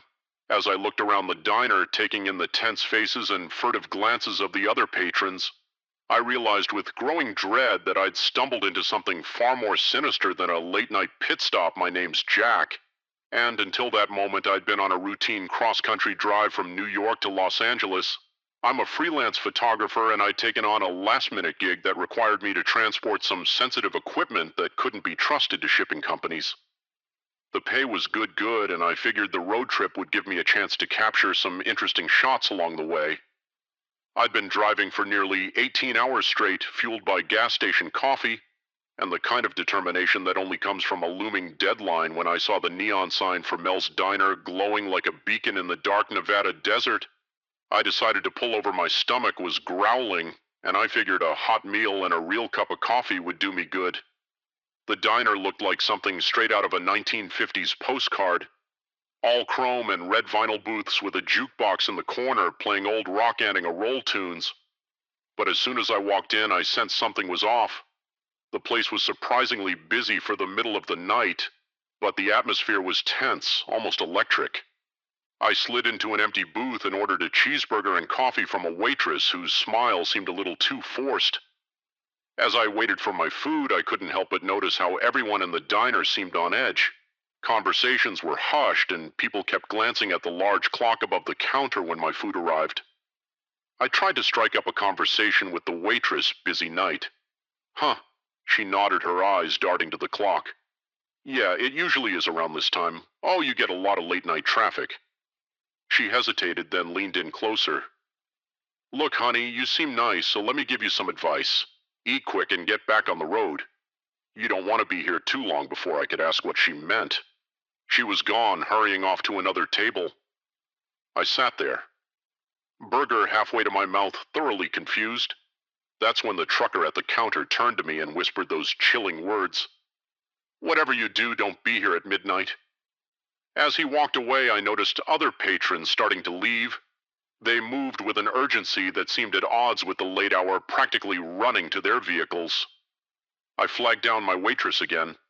What's going on? Why is everyone leaving? She glanced nervously at the clock, 11:45 p.m. Now inside, I shouldn't tell you this, but things happen here at midnight. Bad things, nobody knows why, but it's been going on for years. Some say this place sits on some kind of convergence, a weak spot. Between worlds, all I know is you don't want to be here when the clock strikes 12. I laughed, though it sounded hollow even to my own ears. Come on, you can't be serious. What, is this place haunted or something?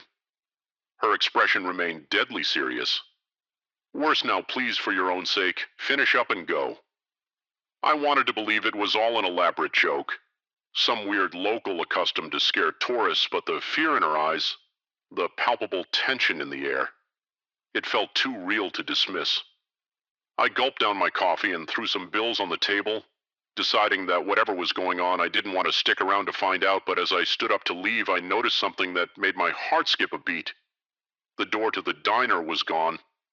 Where the entrance had been was now just a solid wall covered in the same tacky wallpaper as the rest of the place.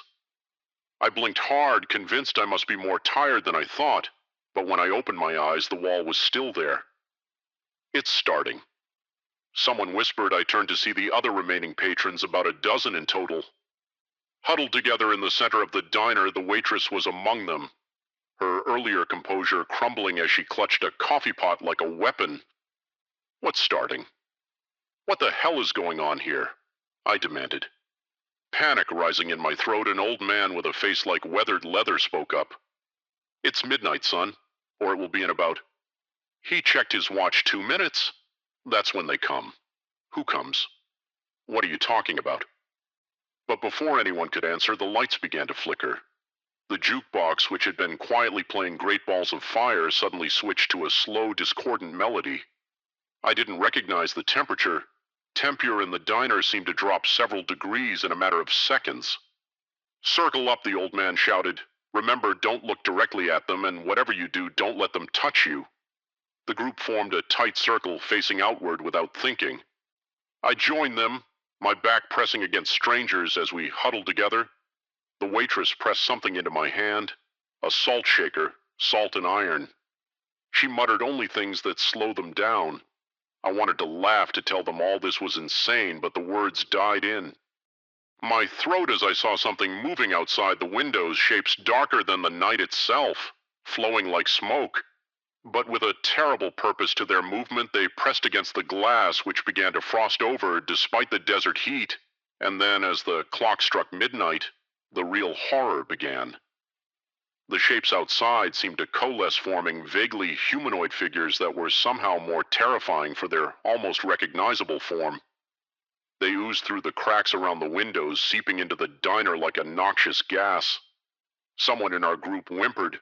I felt a hand grasp mine and squeeze tight the old man's voice. Rose in a chant words in a language I didn't understand. Others joined in, their voices shaking but growing stronger as they repeated the phrases. The shadow figures circled us, their movements jerky and unnatural. I caught glimpses of limbs that were too long of faces that shifted and changed like smoke. The air grew thick with the smell of ozone and something rotten. One of the creatures reached out towards our group without thinking. I flung the contents of my salt shaker at it.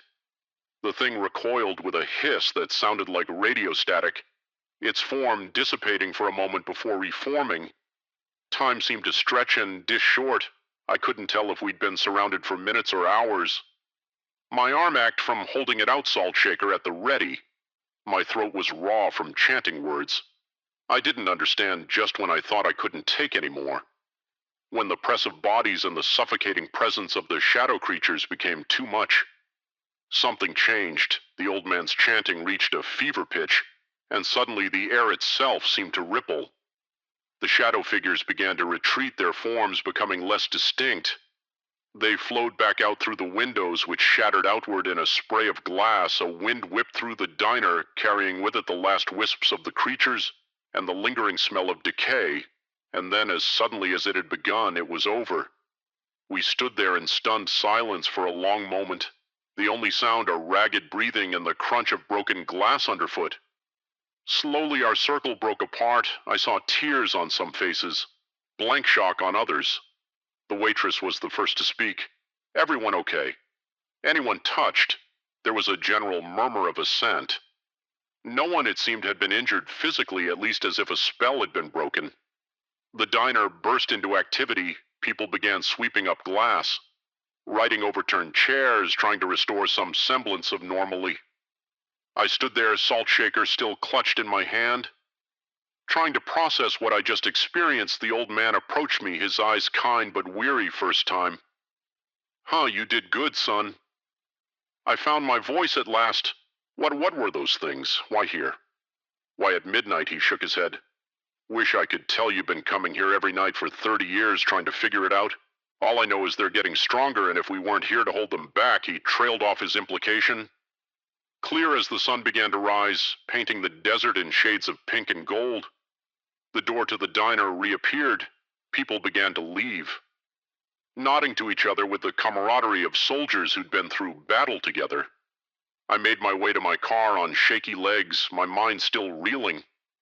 As I was about to drive away, the waitress ran out, pressing a piece of paper into my hand.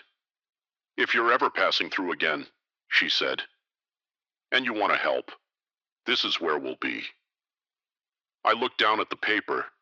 It was a schedule, listing dates and times, a roster of guardians keeping watch against the darkness. As I pulled back onto the highway, the events of the night began to feel like a dream, but the salt shaker on my passenger seat and the paper clutched in my hand were undeniable proof of what I'd experienced.